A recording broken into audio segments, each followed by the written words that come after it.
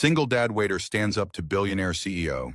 What he says next freezes the entire internet. I don't serve people who don't know what they're really hungry for. The words weren't shouted. They weren't even sharp, but they sliced through the air with the precision of a blade honed by too many years of swallowing silence. A hush fell over the dining room of Kingsley's Manhattan's most exclusive modern American steakhouse, where forks usually moved with symphonic grace and the hum of wealth was the background music. But now that hum had vanished, replaced by the brittle sound of one sentence hanging in the air like a gauntlet. Jack Reynolds stood tall, not aggressively, not defensively, but like a man who had nothing left to lose and everything left to protect. His black apron was pressed, his white shirt immaculate. In one hand he held a bottle of wine meant for table 8. In the other, the shattered remains of someone else's patience. Across from him sat Elizabeth Morgan, queen of medical technology, her expression an ice sculpture just beginning to crack. Her tone moments before had been venomous, slicing into a young server who'd mispronounced the name of a French dish. "Excuse me," she had snapped, loud enough for surrounding tables to hear. "If you can't speak with precision, why are you speaking at all?" The boy, no older than 20, had turned a shade too pale for his age. He stammered, tried to recover, and then fled.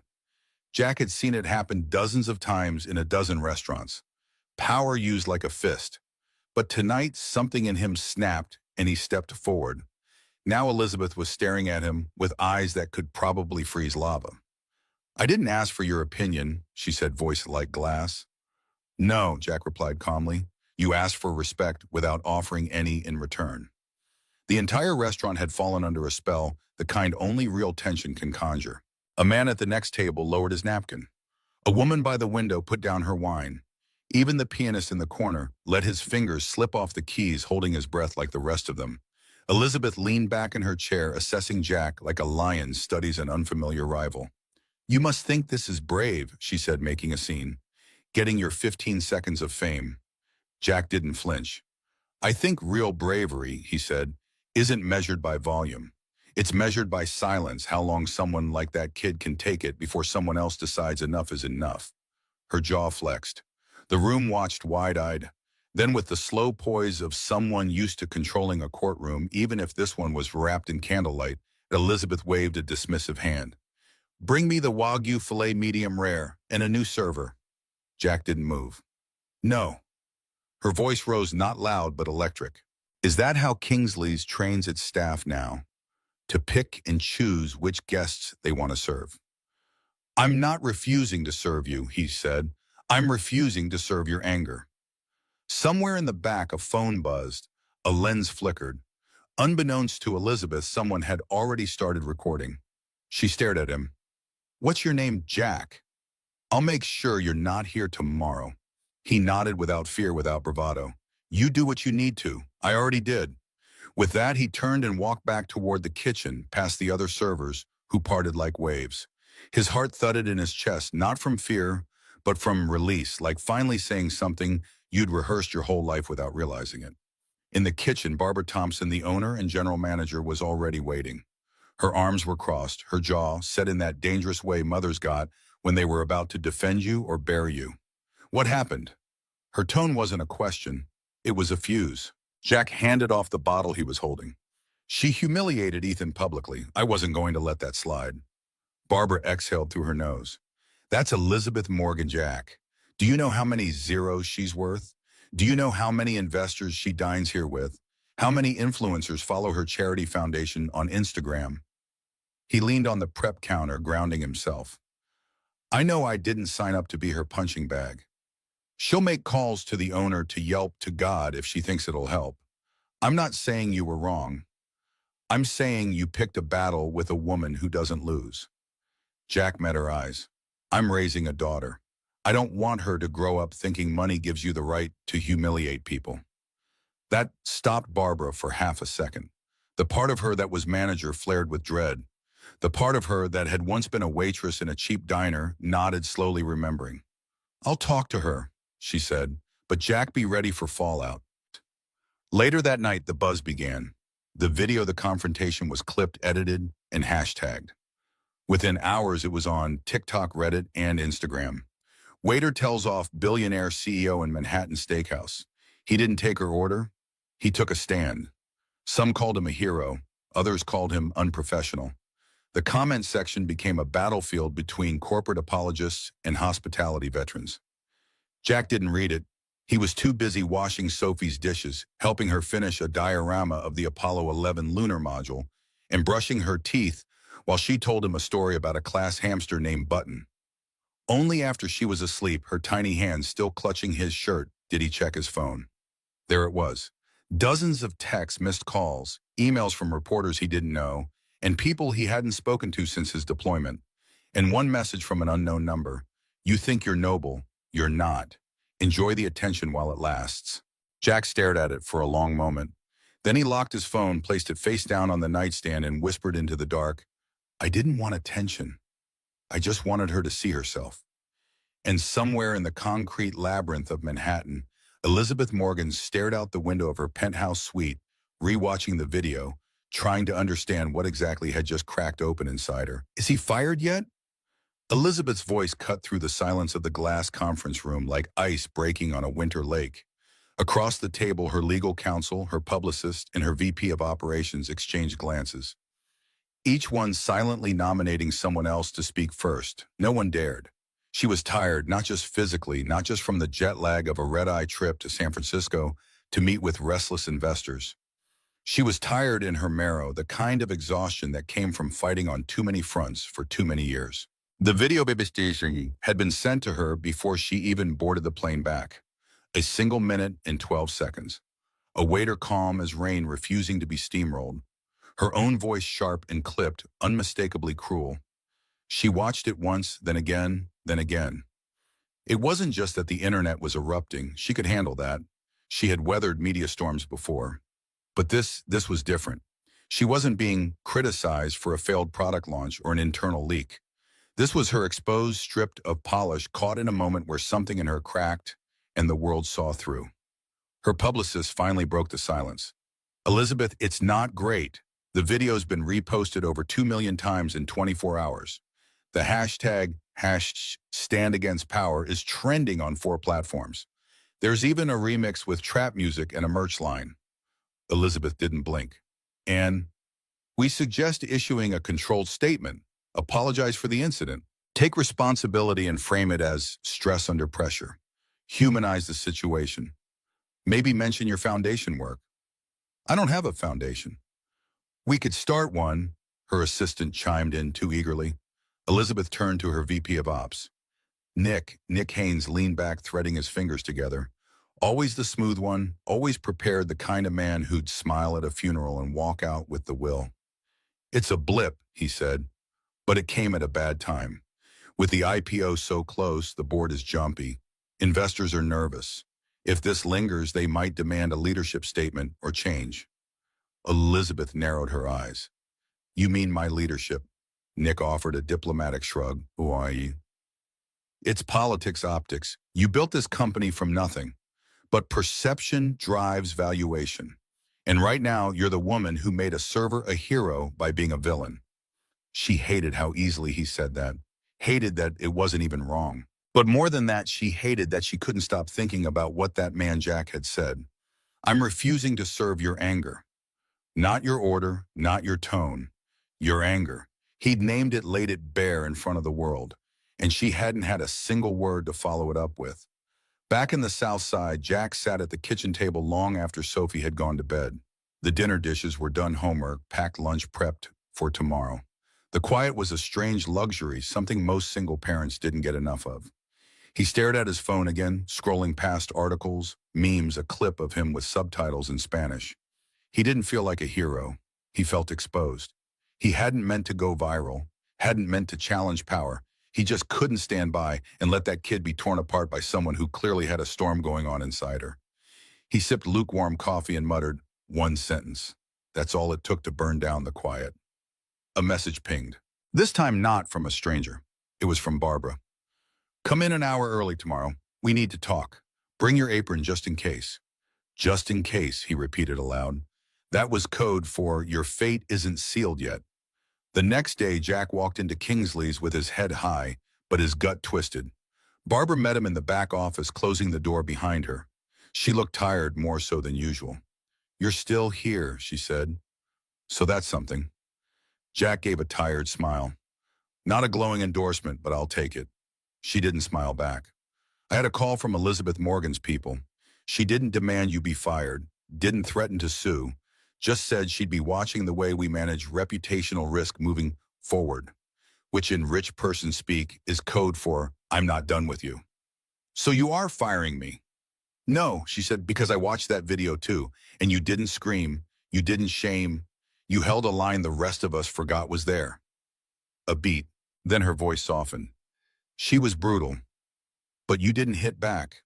You offered a mirror." Jack looked away. Didn't feel noble.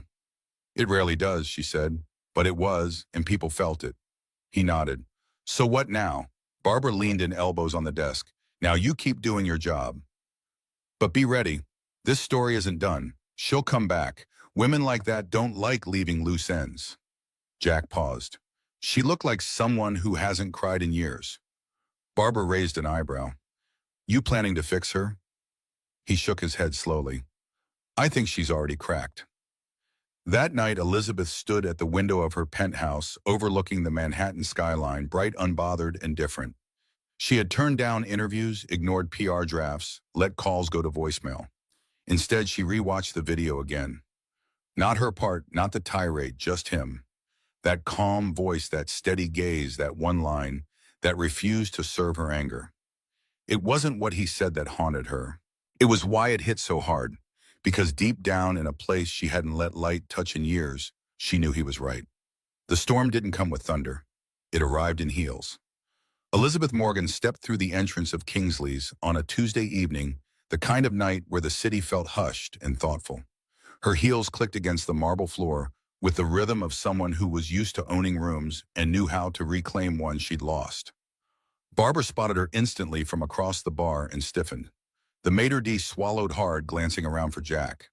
Elizabeth didn't announce herself. She didn't bring security assistance or the usual armor of influence. Just a structured navy coat, a tight ponytail, and eyes that could still cut glass. "I'd like a table," she said, voice calm, measured. "For how many?" the maitre d' asked cautiously. "One," she replied, then added, "and if he's working, I'd like Jack to serve me."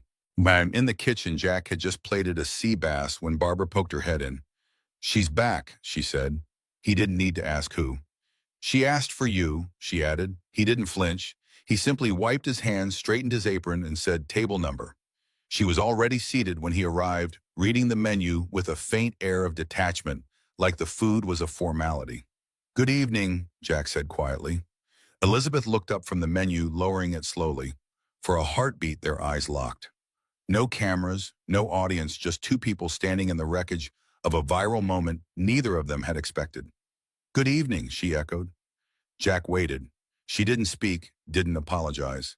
Just closed the menu with the finality of someone making a choice.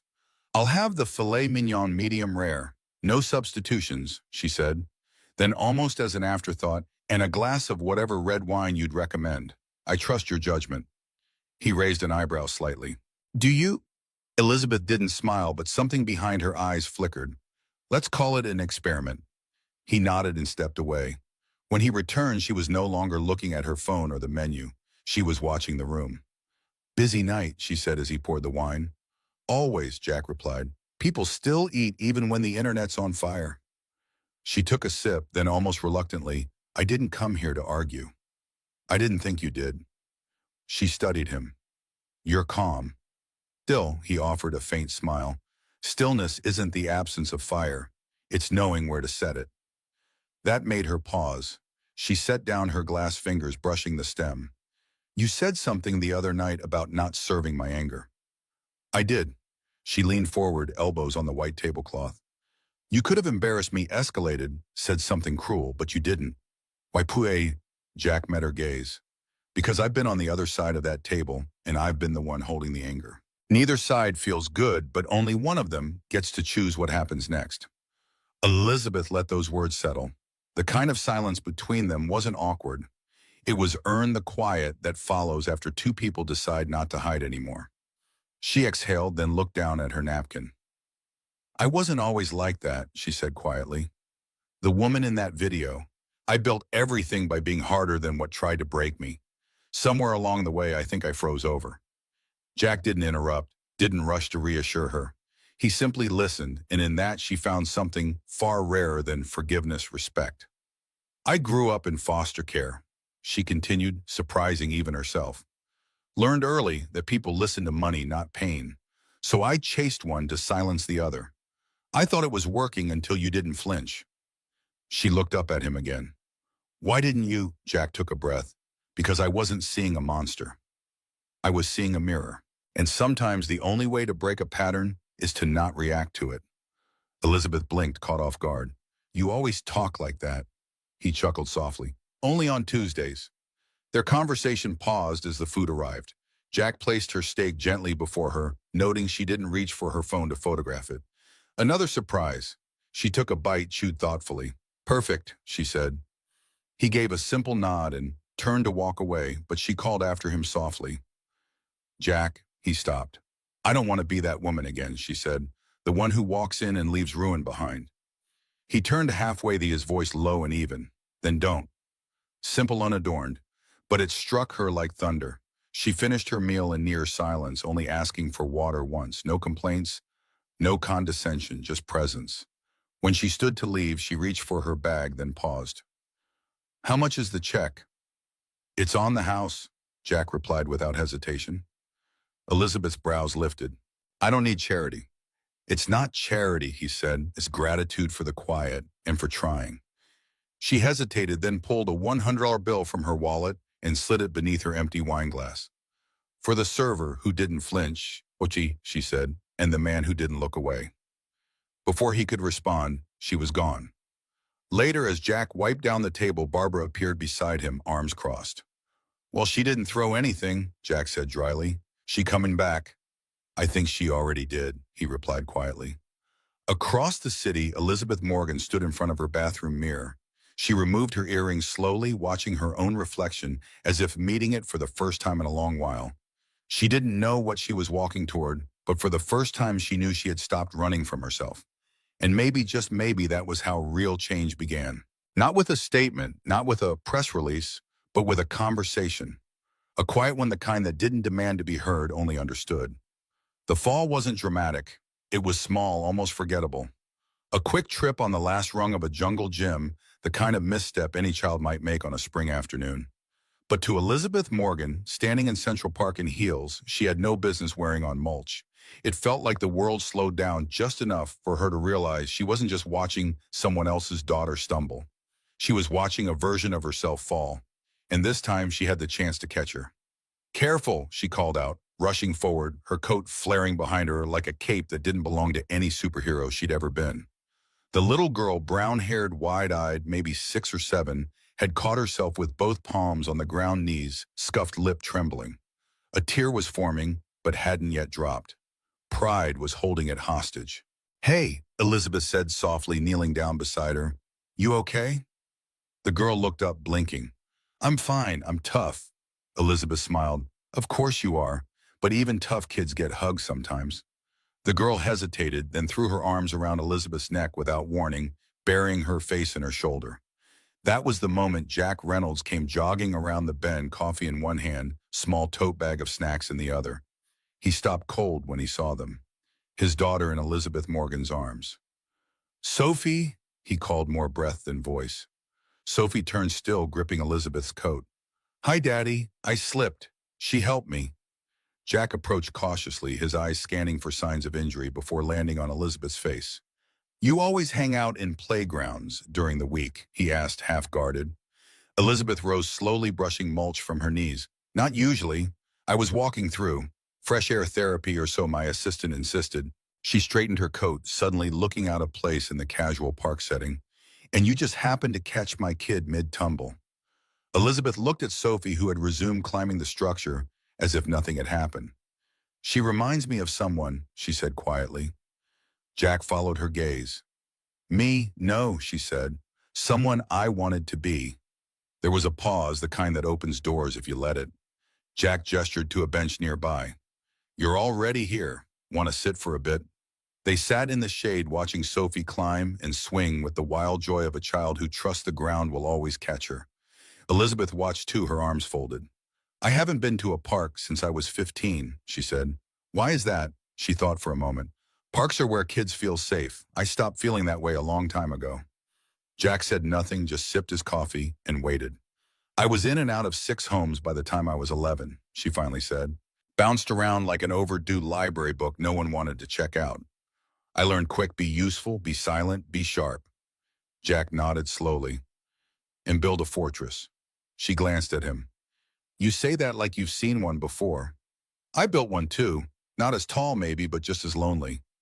There was something in the way he said it, without pity, without performance, that made Elizabeth's breath catch. Like he wasn't trying to impress her or fix her. He just was. I used to be a teacher, he added. History 9th grade before everything changed. She tilted her head. What happened? He looked at Sophie. Life, wife got sick, bills piled up. I left the classroom, found shift work. Waiting tables let me be near her during chemo. After she passed, I never went back. Elizabeth blinked. You gave it all up? He shook his head. No, I traded it for her. He gestured toward Sophie. Not a loss, just a different kind of legacy. For the first time, Elizabeth had no comeback, no armor, no quip, just a silence that felt safe. Sophie came bounding over, cheeks flushed. Can we get ice cream, Daddy, please? Jack smiled. Only if you promise not to fall all the monkey bars again. I didn't fall, I slid with style, she declared. Elizabeth laughed. The sound surprised even her. You want to join us? Jack asked. Elizabeth blinked. For ice cream? Sure, you saved her from a scraped knee. You've earned at least a scoop. She hesitated. I have conference calls. They'll still be there, he said gently, but she won't be 6 forever. That line landed, soft but true. Elizabeth stood brushing off her coat. I haven't had ice cream in 5 years. Then you're overdue, Jack replied, rising. Sophie grabbed each of their hands, Elizabeth on the left, Jack on the right, and pulled them toward the cart like she'd done it 100 times. Elizabeth looked down at the small hand gripping hers and felt something shift, something quiet and terrifying and beautiful. Trust. It had been a long time. As they sat on a park bench with dripping cones and sticky fingers, Elizabeth looked over at Jack.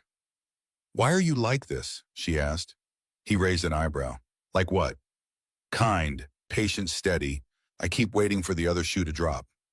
He thought about it. Maybe I lost the other shoe a long time ago. Now I just walk different. She stared at him. That might be the most poetic thing anyone's ever said to me over pistachio ice cream. He grinned. Don't give me too much credit. I'm usually more eloquent over coffee. She was about to respond, but Sophie interrupted, smearing chocolate on her chin. Miss Elizabeth? Yes. I think you should come to our pizza night on Friday. Daddy always burns the crust, but we pretend it's fancy. Elizabeth looked at Jack, startled. He shrugged. You're welcome if you want. She didn't answer right away, but she didn't say no. And that was more than enough. Later that evening, alone in her office with the Manhattan skyline glittering beyond the floor-to-ceiling windows, Elizabeth found herself distracted from the quarterly reports. Her mind kept drifting back to the park bench, the ice cream, the small hand in hers. It had been so long since she'd experienced something so unscripted, so devoid of agenda. So long since she'd been Elizabeth, not CEO Morgan. Her phone chimed. A text from an unknown number, 1254, Lexington Ave, Apt 3B, 7 p.m. Friday. Bring wine if you want, but Sophie prefers root beer. She stared at the message. Jack Reynolds had her personal number. She hadn't given it to him. Had he searched for it? Had someone at the restaurant provided it? But the question faded behind a more pressing one. Was she really considering this pizza night with a waiter and his daughter? The very waiter who had challenged her in front of a room full of people, whose quiet courage had made her a viral villain. The old Elizabeth, the Elizabeth of just a week ago, would have deleted the message, maybe even blocked the number. But something had shifted in her, hairline fractures in the ice revealing glimpses of who she used to be. Before the foster homes, before the armor, before Medinova. Her fingers hovered over the screen. Then with the same decisiveness that had built her empire, she typed, I'll be there. And I prefer root beer too. The boardroom didn't smell like home. It smelled like fear masked in eucalyptus diffusers and catered lunches sterile, curated, and entirely void of warmth. Elizabeth sat at the head of the table, posture straight, lips painted in a shade of unyielding control. Around her were 10 men and 2 women in tailored suits, their pens clicking like metronomes of passive aggression. The screen at the far end displayed the words, "No CEO ever wanted to see Q2 forecast revised downward." Nick Haynes, her ever-composed VP of Ops, cleared his throat. "There's no way to sugarcoat it. The viral video dented trust. Corporate clients are stalling deals. Brand sentiment dropped 23% in a week." Elizabeth didn't blink. "We don't run on sentiment. We run on solutions." "That may be," said Frank Donovan, the chairman of the board and former cardiac surgeon. His silver beard framed a face lined by decades of high-stakes decisions. "But we're weeks away from the IPO. Investors want a face they can trust. Right now, that face is controversial." There it was said with a smile coated in honey but sharp enough to draw blood. "And there's the matter of the next-gen pacemaker complaints," added Robert Keller, the venture capitalist whose early investment had helped launch Medinova. The timing couldn't be worse. Elizabeth's heart pounded, not with fear, but with rage so precise it felt surgical. She had built this company from her kitchen table with nothing but blistered fingers and nights no one saw. And now a single moment, a single human moment, threatened to wipe it away. "The next-gen issue is being addressed," she said. "Our engineering team has identified the voltage fluctuation in the battery component. We're preparing a statement." "A statement?" Keller raised an eyebrow. "Elizabeth, we're looking at a potential class action. The FDA is asking questions. If this gets out before the IPO..." "What are you suggesting, Robert?" and she interrupted. "That we hide a potential safety issue." The room temperature seemed to drop a few degrees. "I'm suggesting we manage the situation with discretion," Keller replied smoothly. "Quiet recalls, targeted replacements, nothing that spooks the market." Elizabeth's jaw tightened. She knew what he was really saying: bury it. Protect the IPO, worry about the patients later. She stood slow and deliberate. "You want me to play soft, to apologize in a press statement crafted by a consultant who's never missed a meal. But what if I told you I'm already doing the work, the real work?" Frank's brow lifted. "Meaning I'm rebuilding trust," Elizabeth said. "Not with headlines, with human beings. One conversation at a time and one wall at a time. And as for next gen, we're going to issue a full recall. Today. Every device, every patient." Keller's face darkened. "That sounds lovely, Elizabeth. But Wall Street doesn't invest in feelings." "No," Elizabeth said, gaze unwavering. "But real people do, and I'm done building companies that forget the people behind them." The silence in the room wasn't hostile. It was stunned, and somewhere in that stillness, Elizabeth realized she wasn't defending herself. She was becoming herself. As the board members filed out, Frank Donovan lingered behind. The old surgeon studied her with eyes that had seen too many hearts exposed. "That waiter," he said quietly, "he got to you, didn't he?" Elizabeth gathered her papers, not meeting his gaze. "He reminded me of something I forgot." Frank nodded slowly. "Be careful, Elizabeth. The company needs you, but they'll sacrifice you in a heartbeat if you threaten the IPO." She looked up, then a half smile playing at her lips. "Then it's a good thing I've spent my life being unwanted, Frank. I know how to survive it." But as she watched him leave, a chill crept up her spine. She'd just challenged the board, and boards like foster care systems had ways of removing problems. That night, she didn't go back to her penthouse. She went to the Southside pie box in hand, heart hammering in her chest like a drum line before a verdict. When Jack opened the door, he blinked at her. "You brought dessert." "I brought an apology," she said, "but it comes in apple pie." He stepped aside. "Then you better come in. We don't turn away a redemption baked in crust." Inside, Sophie was coloring at the kitchen table, humming a Taylor Swift song and munching on apple slices. When she saw Elizabeth, her face lit up. "You came back," Elizabeth smiled. "I made a promise, didn't I?" Sophie beamed. "I saved a seat." She had a folded dish towel mark the spot beside her. Elizabeth sat down, feeling something unfasten inside her. Dinner was leftovers and laughter. Dessert was sweet and eaten too fast. After Sophie went to bed, Elizabeth lingered in the doorway of her room, watching as Jack tucked her in, brushing a curl from her forehead. "She's magic," Elizabeth whispered. "She's what keeps me honest," Jack said. They returned to the kitchen where dishes were stacked and moonlight poured in through the window like a soft benediction.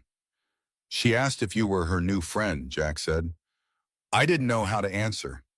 Elizabeth looked down. "I don't have many friends, not the real kind." "Why not?"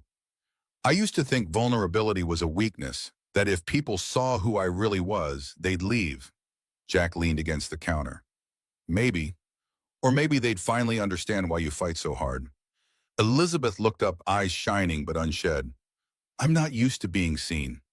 "You are now," he said, "whether you're ready or not." She moved toward him slowly, as if afraid any sudden motion would shatter the quiet safety between them. "I had a board meeting today," she said. "They're trying to push me out over the next-gen pacemaker issue."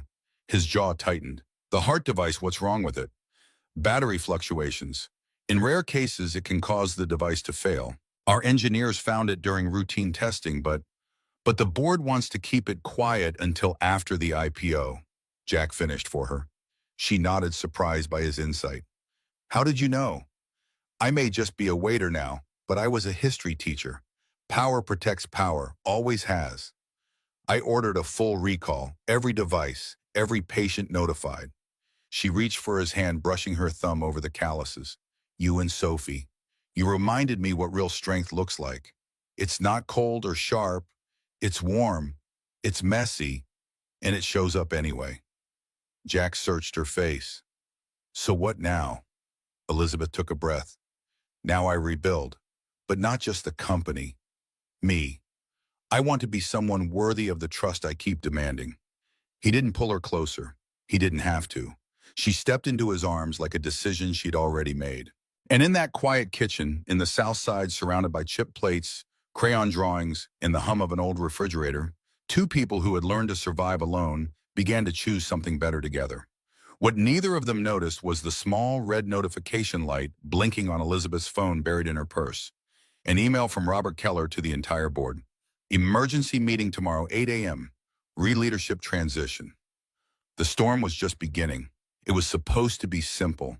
Just a dinner, 3 plates, 2 adults trying to navigate the strange bloom of something unspoken, and 1 child with glitter in her hair and spaghetti on her chin.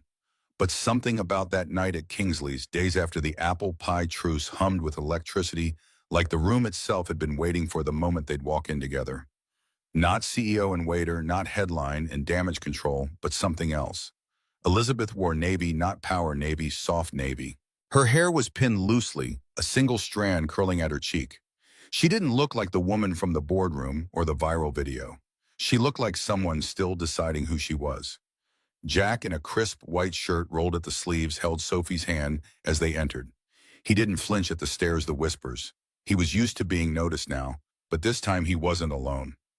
Barbara raised an eyebrow from behind the bar. "Should I light a candle or just bring the good plates?" she murmured as Jack passed. Jack smirked. "Both." They were seated at a quiet corner table, one usually reserved for anniversaries or apologies. Elizabeth glanced around. "You sure this doesn't violate 100 HR policies?" "We never had an HR department," Jack said. "Just Barbara, and she's too busy live tweeting this moment." Elizabeth laughed, and for the first time, it didn't sound rehearsed. It was low, surprised, and real. Sophie handed her a napkin folded like a swan. "I made it myself for you." Elizabeth took it carefully as if it were porcelain. "This is beautiful, thank you." "You can keep it," Sophie whispered, as if it were a sacred exchange. "In case you forget you're special." Elizabeth's throat tightened. She'd sat in rooms with billionaires, held awards, been interviewed by Forbes, but somehow nothing ever felt as heavy or holy as a paper napkin shaped like hope. Dinner was warm, messy, beautiful. They shared stories. Sophie's chaotic school play, Elizabeth's disastrous attempt at baking banana bread that exploded, and Jack's confession that he once mistook wasabi for avocado on a date and cried through an entire appetizer. By dessert, Sophie was asleep in Elizabeth's lap, a tiny hand curled into the folds of her coat. Jack reached across the table, gently brushing a crumb from Elizabeth's wrist. "You look terrified." "I am," she whispered. "Of what?" "Of wanting this too much, of not deserving it." He tilted his head. Let me ask you something, Elizabeth. When you walk into a room, do you scan it for escape routes or soft places to land? She blinked. Escape routes. That's not power, that's survival. He leaned forward, voice quieter. You've been surviving for so long, you forgot what safe feels like. She looked down at Sophie. This feels dangerous.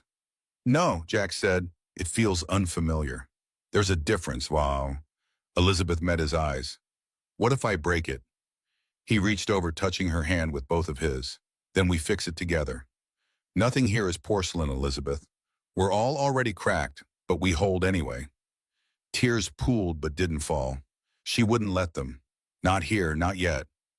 Later they stepped out into the cool night. The city buzzed around them, horns, voices, lights flickering like restless thoughts. But for once, Elizabeth didn't feel alone in it.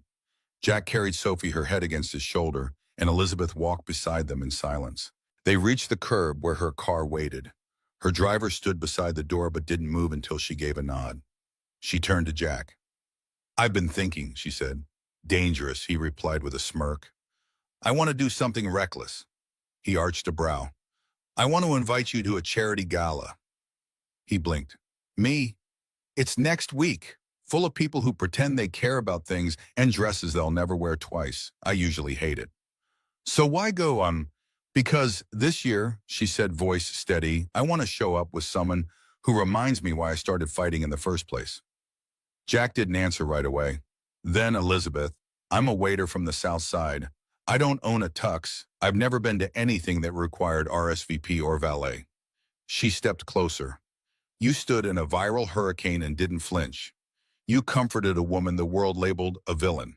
You raised a daughter with more grace than any man I've ever met. You think that's not gala-worthy? He stared at her. You're serious. I am. He looked down at Sophie, still asleep, her hair tangled and soft against his shirt. Then he looked at Elizabeth. Okay, he smiled. I'll go, but only if you promise not to run when they start whispering. I don't run anymore, she said. I walk into the fire now. And what if I'm the one who panics? She smiled gently. Then I'll remind you who you are, like you did for me. As her car pulled away, Elizabeth looked out the window and saw Jack still standing there, Sophie in his arms, his eyes on her. He didn't wave. He just watched, steady, present, safe. And for the first time in years, Elizabeth didn't feel like she was holding her breath. She felt ready for what came next. For the fire, for the faith, for the kind of love that didn't arrive in perfection, but in persistence. The emergency board meeting was held in the kind of conference room that smelled of power and imported leather. 8 a.m., and already the air was thick with ambition and expensive cologne. Elizabeth arrived 5 minutes early as she always did, but found the room already occupied. Robert Keller sat at the head of the table, her seat flanked by 3 board members and a man she didn't recognize. Elizabeth? Keller smiled with all the warmth of a shark. Thank you for joining us. She didn't sit. You're in my chair, Robert. Just keeping it warm. He didn't move. Allow me to introduce Bradley Wilson from Sunward Capital. They're interested in our company's future. The stranger nodded, his eyes calculating Elizabeth's worth in real time. Ms. Morgan, your reputation precedes you. I'm sure it does, she replied coolly.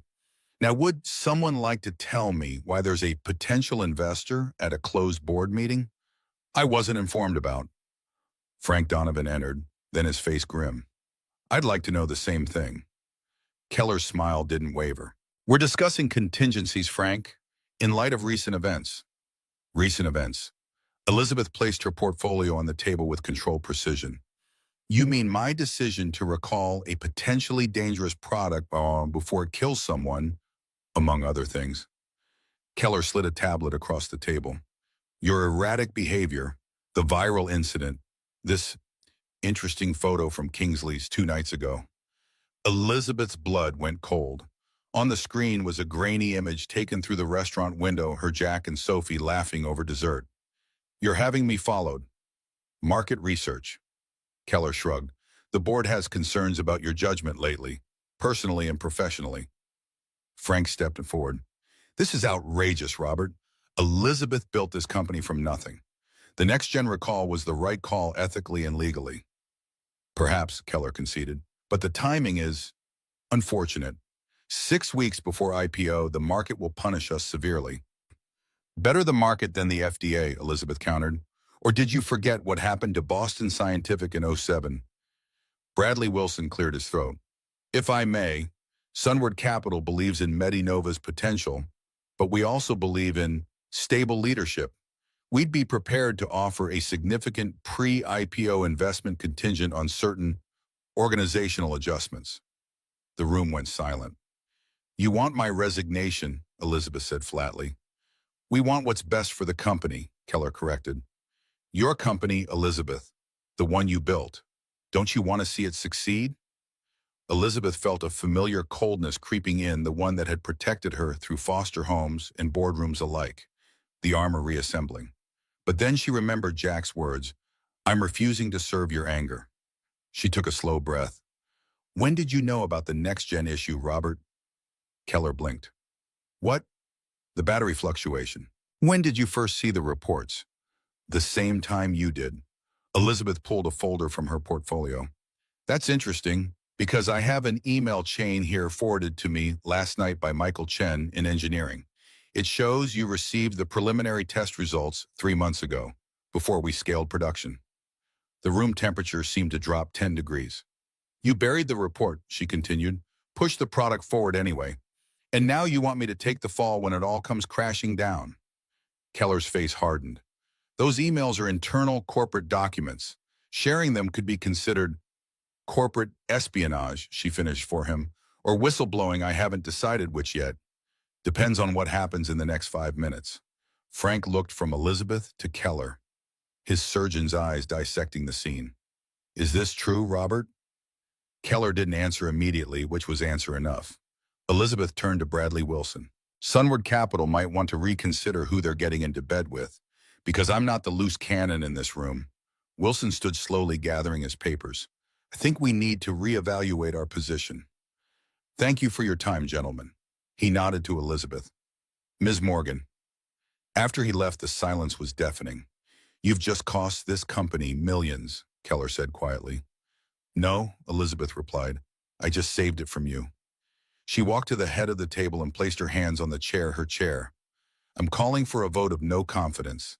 In you, Robert, not me. Frank stood. Seconded. One by one, the other board members shifted in their seats, allegiances recalibrating in real time. This isn't over, Keller warned, standing. You're right, Elizabeth agreed. The SEC will have questions about those buried reports. I suggest you find a good lawyer. As Keller stormed out, Frank approached Elizabeth. That was either the bravest or most foolish thing I've ever seen.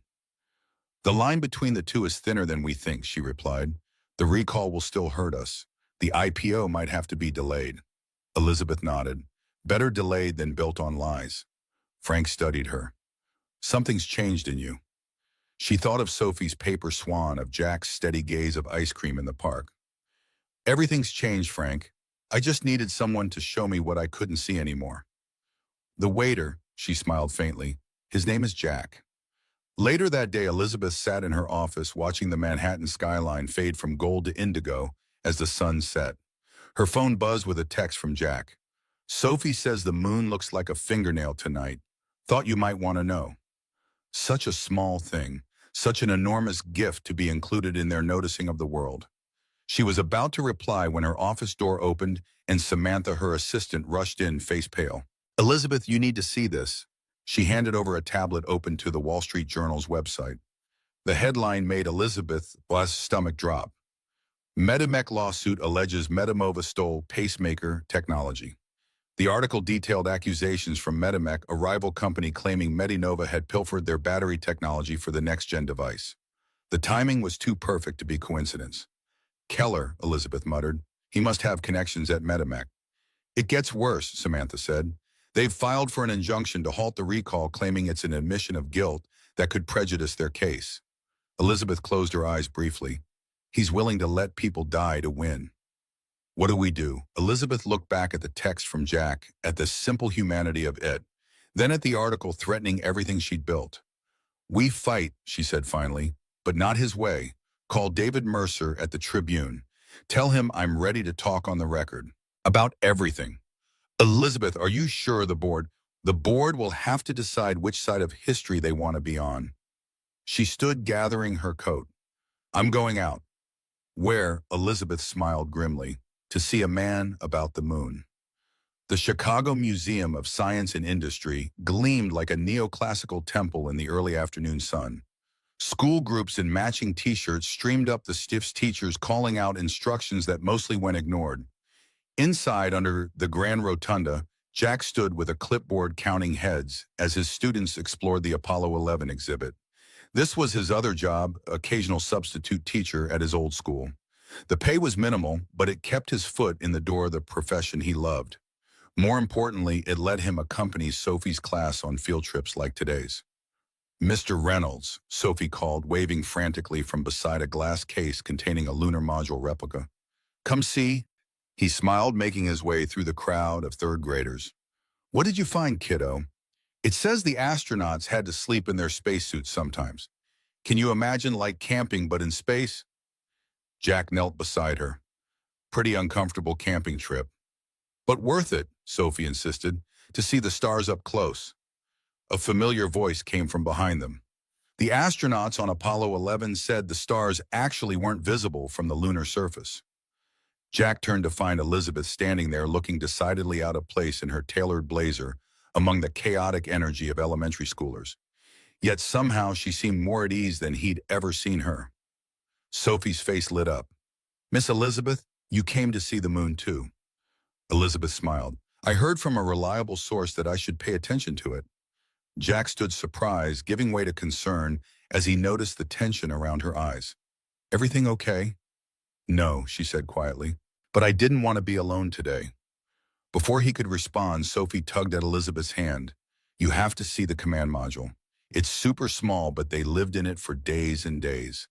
Elizabeth allowed herself to be pulled along, throwing a glance back at Jack that said, We'll talk later. For the next hour, Jack watched as Elizabeth Morgan, CEO of a multi-billion-dollar company, trailed after his daughter from exhibit to exhibit. She listened with genuine interest as Sophie explained facts she'd memorized about space travel. She asked questions. She even stood patiently in line so Sophie could experience the moon gravity simulator. She's good with her, observed Ms. Chen, the lead teacher, sidling up to Jack. Your friend, Jack hesitated. It's complicated. Life usually is, Ms. Chen smiled. But Sophie seems happy. Yeah, Jack agreed softly. She does. Later, as the class gathered for lunch in the museum cafeteria, Jack found a moment alone with Elizabeth at a separate table. Not that I'm not glad to see you, he began, but something tells me this isn't just about lunar modules. Elizabeth traced a pattern on the table with her finger. Robert Keller is trying to destroy me, and Medinova with me. She explained the board meeting, the lawsuit, the injunction against the recall. He's using people's lives as leverage, she finished. Patients with our devices in their chests, just pawns in his game. Jack listened, his face growing grimmer with each detail. What can I do? The question was so simple, so direct. Not, what will you do, or that's terrible. But what can I do, as if there was no question he would help, only how. Elizabeth looked at him, really looked at him. Why aren't you angry at the world, Jack? After everything you have lost, everything you have been through, why aren't you bitter? He considered this, watching Sophie across the room laughing with her friends. I was. For a while after Sarah died, I was furious at the cancer, at the doctors, at the insurance companies, at God. But then one morning, Sophie asked me why the sun was still shining if Mommy was gone. Elizabeth waited. I realized I had a choice. I could teach her that the world is cruel and unfair, which it often is. Or I could teach her that even in darkness, we can choose light. He smiled faintly.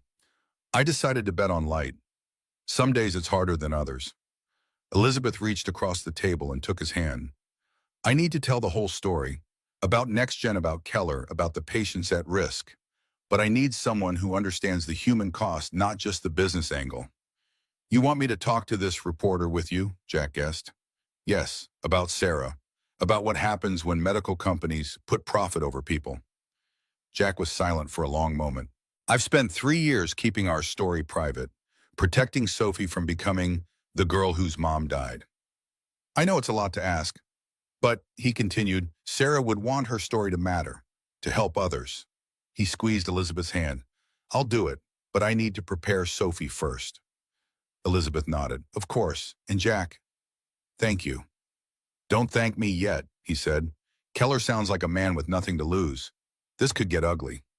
I'm counting on it, Elizabeth replied, a steely glint returning to her eyes. Sometimes things need to break completely before they can be rebuilt properly. Jack looked thoughtful.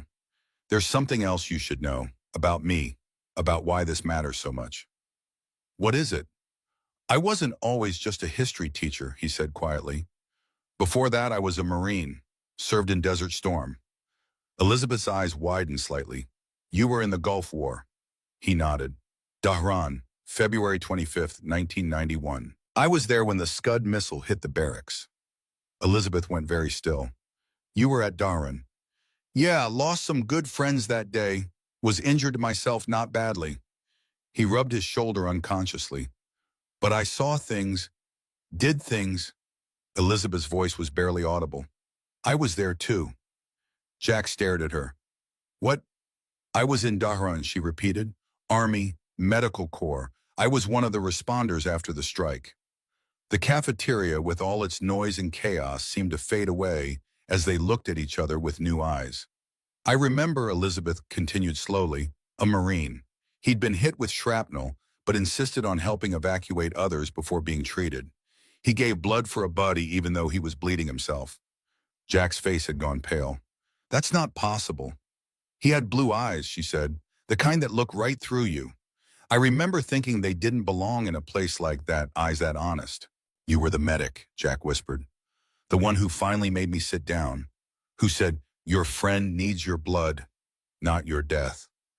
They finished together. For a moment neither spoke. The weight of cosmic coincidence or fate or whatever name might fit hung between them. All this time, Elizabeth finally said, we've been circling each other for decades. Jack shook his head in disbelief. The odds of this, 1 in millions, she agreed. Unless it's not random at all, he finished. Sophie bounded over, then breaking the spell. Daddy, can Miss Elizabeth come see our science fair next week? I'm doing my project on space medicine. Jack looked at Elizabeth, a new understanding passing between them. I think, he said carefully, Miss Elizabeth might be around for a lot of things from now on. Elizabeth's phone rang, shattering the moment. She checked the screen. It's Frank Donovan. She answered, listening intently, her expression darkening. When a pause, I'll be right there. She hung up, already gathering her things. I have to go. The FDA just announced they're investigating us over the next-gen issue. Keller must have contacts there too. Jack stood. Go. Do what you need to do. We'll talk tonight. Elizabeth hesitated, then leaned in and kissed his cheek. Dhahran, she whispered. How did I not recognize you? We were different people then, he said. Maybe we needed to become these versions of ourselves to find each other again. She smiled, a real smile that reached her eyes. I'll call you later. As she rushed off, Jack touched his cheek where her lips had been watching her disappear into the crowd. Sophie tugged at his sleeve. Daddy, is Miss Elizabeth your girlfriend now? Jack looked down at his daughter, her eyes so much like Sarah's. No, sweetheart, not exactly. But you like her, and she likes you, I can tell. It's complicated, Soph. She rolled her eyes with all the dramatic flair of an 8-year-old. Grown-ups always say that when they're scared. Jack chuckled. When did you get so smart? I've always been smart, she declared. You just haven't been paying attention. As they rejoined the class, Jack couldn't help but wonder what Sarah would think of all this. Of Elizabeth, of their unlikely connection, of the strange way past and present were colliding. He liked to believe she'd approve. Sarah had always told him not to get stuck. Life is for the living, Jack, she'd said in those final weeks. Promise me you'll keep living it. He'd promised. And for the first time in 3 years, he felt like he might actually be keeping that promise. The FDA investigation hit like a tsunami. By evening, Medinova's stock had plummeted 27%. Emergency room physicians nationwide were being advised to monitor patients with next-gen devices. The media was circling, hungry for blood. Elizabeth stood in her office watching the chaos unfold on multiple screens. Financial news channels showing the stock in freefall. Medical news reporting on the potential risks. Social media exploding with speculation and accusation. Frank entered without knocking. The legal team is preparing a statement. PR wants to know if you're going to make a personal appearance. Not yet, Elizabeth replied. First, I need to understand exactly what we're dealing with. We're dealing with Robert Keller trying to sink this company before you can expose him, Frank said bluntly. It's more than that. Elizabeth turned from the screens. I've been going through the next-gen files. The battery issue isn't random. It's a design flaw that shouldn't have made it past initial testing. What are you saying? I'm saying someone deliberately concealed problems during development.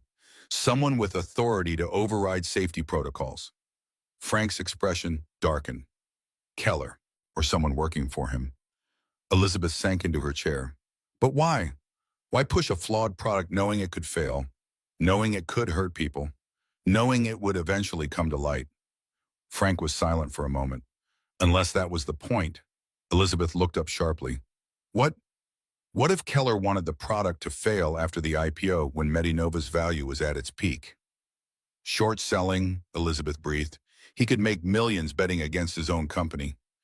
And with you as CEO during the crisis. I'd take the fall, she finished, while he walks away rich. Frank nodded grimly. It's diabolical, but it fits. Elizabeth stood, newfound energy coursing through her. We need proof. Trading records communication between Keller and anyone involved in the next-gen development. That won't be easy to get, not quickly. Then we'll start with what we have. Elizabeth picked up her phone. I'm meeting with a reporter tomorrow. David Mercer from the Tribune. I want you there. Frank raised an eyebrow. You're going public with this. The board will have a collective aneurysm. The board needs to decide whose side they're on, the patients or the profits. And if they choose wrong, Elizabeth's gaze hardened, then they don't deserve to be part of what comes next. Frank studied her for a long moment. You know, when I first met you, I thought you were just another ambitious startup founder. Brilliant but cold. I didn't think you cared about people-only innovation. Maybe I didn't, she admitted. Not enough. What changed? Elizabeth thought about Jack, about their shared past. She'd somehow forgotten about Sophie's paper swan. I remembered who I was before I built all these walls. Frank nodded, understanding in his eyes. Well, I'm glad, because we're going to need that person to get through what's coming. After he left, Elizabeth tried calling Jack, but the call went to voicemail. She texted instead. Things escalating here.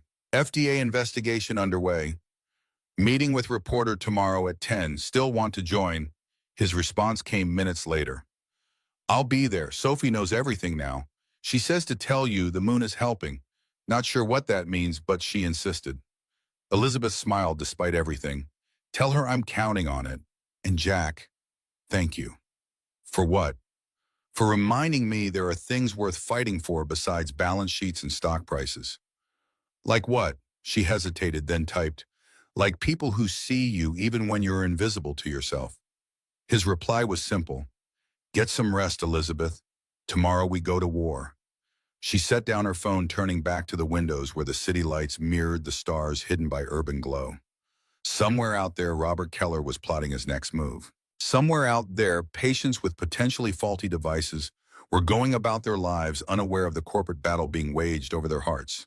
And somewhere out there, in a small apartment in the South Side, was a man who'd once given blood while bleeding himself. A man who, against all odds, had circled back into her life exactly when she needed someone who understood both sacrifice and survival. Elizabeth Morgan had never been one for signs or spiritual meaning. But tonight, looking at the same moon Sophie had declared looked like a fingernail, she allowed herself to wonder if some things were too perfectly imperfect to be mere coincidence. The next morning dawned cold and clear, the kind of Chicago autumn day where the sky seems impossibly blue and brittle. Elizabeth arrived at the Tribune building early, dressed not in her usual power suit, but in something softer, still professional, but less armored. A conscious choice. Today wasn't about CEO Morgan. It was about Elizabeth, the woman who'd once been an Army medic, who'd once dreamed of healing before Empire Building took over. Jack was already waiting in the lobby, looking both out of place and perfectly at ease in his worn leather jacket and button-down shirt. A skill he had existing comfortably in spaces not designed for him. You ready for this? He asked as she approached. No, she admitted, but it needs to be done. Sophie made you something. He reached into his pocket and pulled out a small, clumsily folded paper star. For luck. Elizabeth took it carefully, a lump forming in her throat. Thank you, I'll keep it close. They rode the elevator in companionable silence, the kind that exists only between people who've seen each other's true faces and decided to stay anyway. David Mercer was waiting in a conference room mid-50s with the weathered look of someone who'd spent decades chasing stories that mattered. He stood as they entered, extending his hand first to Elizabeth, then to Jack. Miss Morgan, Mr. Reynolds, thank you for coming. They sat and Mercer placed a recorder on the table. Before we begin, I want to be clear. This is on the record, but you'll have a chance to review quotes before publication. I'm interested in the truth, not sensationalism. Elizabeth nodded. That's why we chose you, Mr. Mercer. Call me David. He turned to Jack. And you're here because... Jack glanced at Elizabeth, then back to Mercer. Because I've seen what happens when medical companies prioritize profits over patients. My wife Sarah died 3 years ago. Breast cancer. I'm sorry for your loss, Mercer said, and seemed to mean it. The cancer would have taken her eventually, Jack continued. But what broke us first was the system, the denied claims, the experimental treatments our insurance wouldn't cover. The choice between mortgage payments or medication. Elizabeth watched him, pain etching itself across her face. This was the real cost of corporate healthcare. Not numbers on a spreadsheet, but lives torn apart one denial code at a time. And you, Miss Morgan, why bring this story to me now? Elizabeth took a deep breath. Because Medinova is at a crossroads. We developed a cardiac device called NextGen. It has a potentially dangerous flaw, a battery issue that could cause it to fail. When I ordered a full recall, certain board members led by Robert Keller tried to suppress it. Because of the upcoming IPO, Mercer guessed, already taking notes. Partly, but I believe there's more. Elizabeth leaned forward. I believe Keller deliberately pushed a flawed product to market knowing it would eventually fail. Mercer's eyebrows shot up. That's a serious accusation. Do you have evidence? Some, not enough, yet. Why would he do that? To short the stock after the IPO. To make millions when the company he helped build crashed and burned. Mercer whistled low. And you think he orchestrated the FDA investigation too? I think the timing is suspicious. Jack spoke up. People's lives are at stake. Patients who trust that the devices in their bodies were made with care, not calculation. Mercer studied them both. You realize this story could tank your company before the IPO ever happens. Cost, jobs, investments, future innovations. Yes, Elizabeth said quietly. But a company built on lies isn't worth saving. The people who work there, the patients who need our products, they deserve better. And you're prepared for the personal cost. Keller and his allies will come after you with everything they have. Elizabeth reached into her pocket, feeling Sophie's paper star. I've survived worse. Jack's phone buzzed. He glanced at it, frowning. It's Barbara from Kingsley's. She says there's someone there I need to speak with. Says it's urgent. Go, Elizabeth said. I can finish here. Jack hesitated. You sure? I'm sure. Give Barbara my best. After Jack left, Mercer turned off his recorder. Off the record now. There's more to your connection with him than just this story, isn't there? Elizabeth smiled faintly. Sometimes the universe has a strange sense of humor.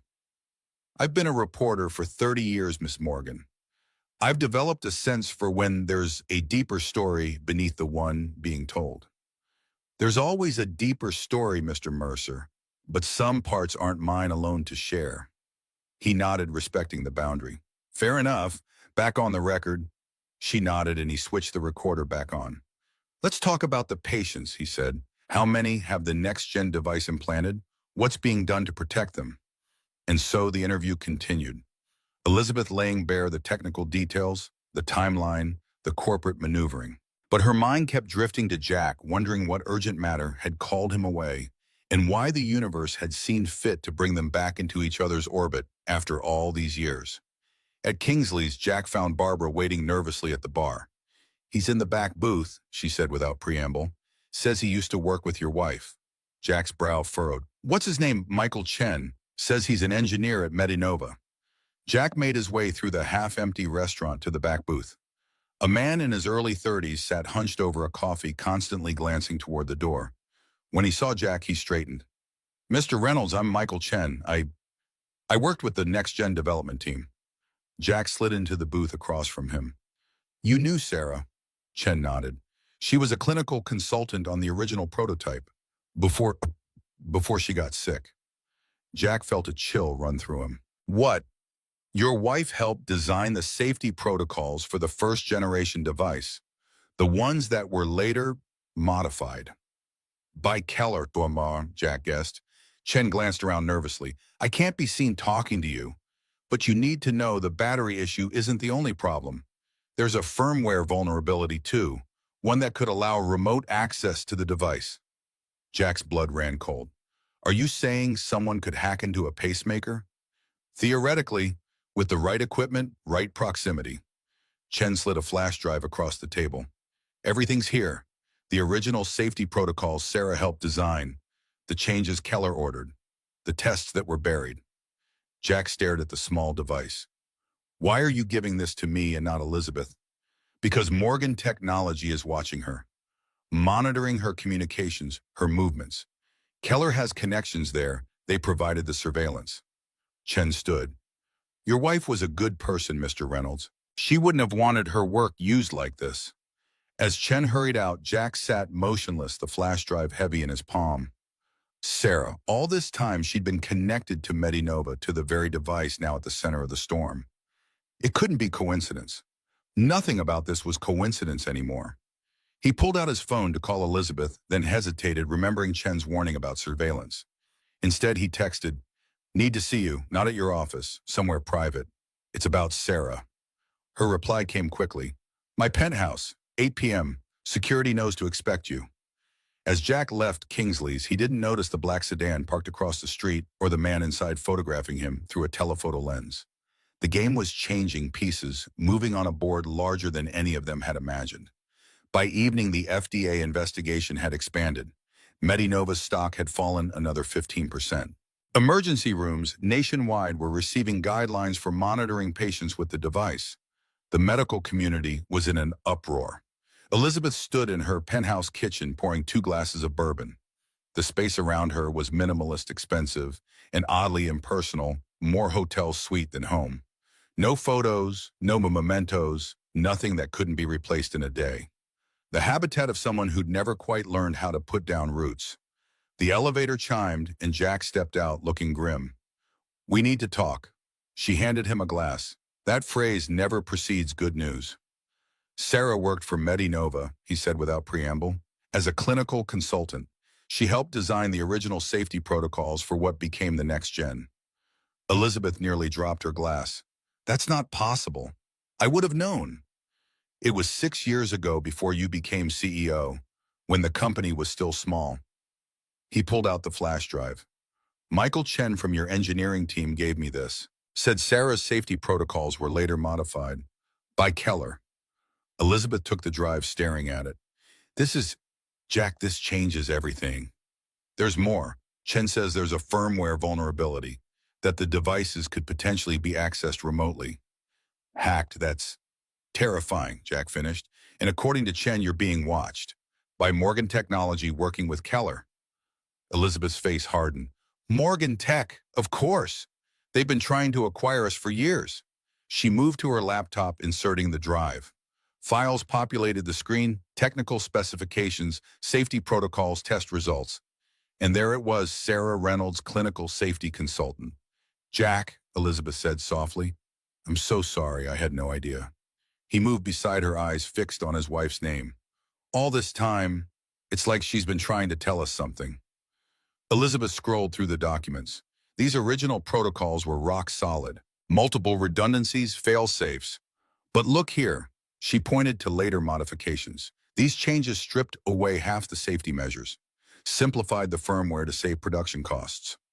"Making it vulnerable," Jack said, "and potentially lethal." Elizabeth continued reading, her expression growing darker. "Jack, according to these logs, Keller pushed these changes through right after Sarah's diagnosis." Jack went very still. "What are you saying? I'm saying the timeline is suspicious. Sarah designs safety protocols. Sarah gets cancer. Keller removes those protocols. Elizabeth looked up at him. What if she found something? Something that threatened his plans. And he made sure she wouldn't be around to stop him. Jack's voice was barely audible. I don't know, Elizabeth admitted, but nothing about this feels like coincidence anymore. Jack paced the room, trying to process. So what now? Elizabeth closed the laptop. Now we use this, all of it. We take it to Mercer, to the FDA, to the board. And Keller will fight back. Hard. Elizabeth drained her glass. He has too much to lose. Jack stopped pacing, looking out at the city lights. You know what Sarah used to say about bullies, that they're only as powerful as the fear they create. She sounds like she was very wise. She was. Jack turned back to Elizabeth.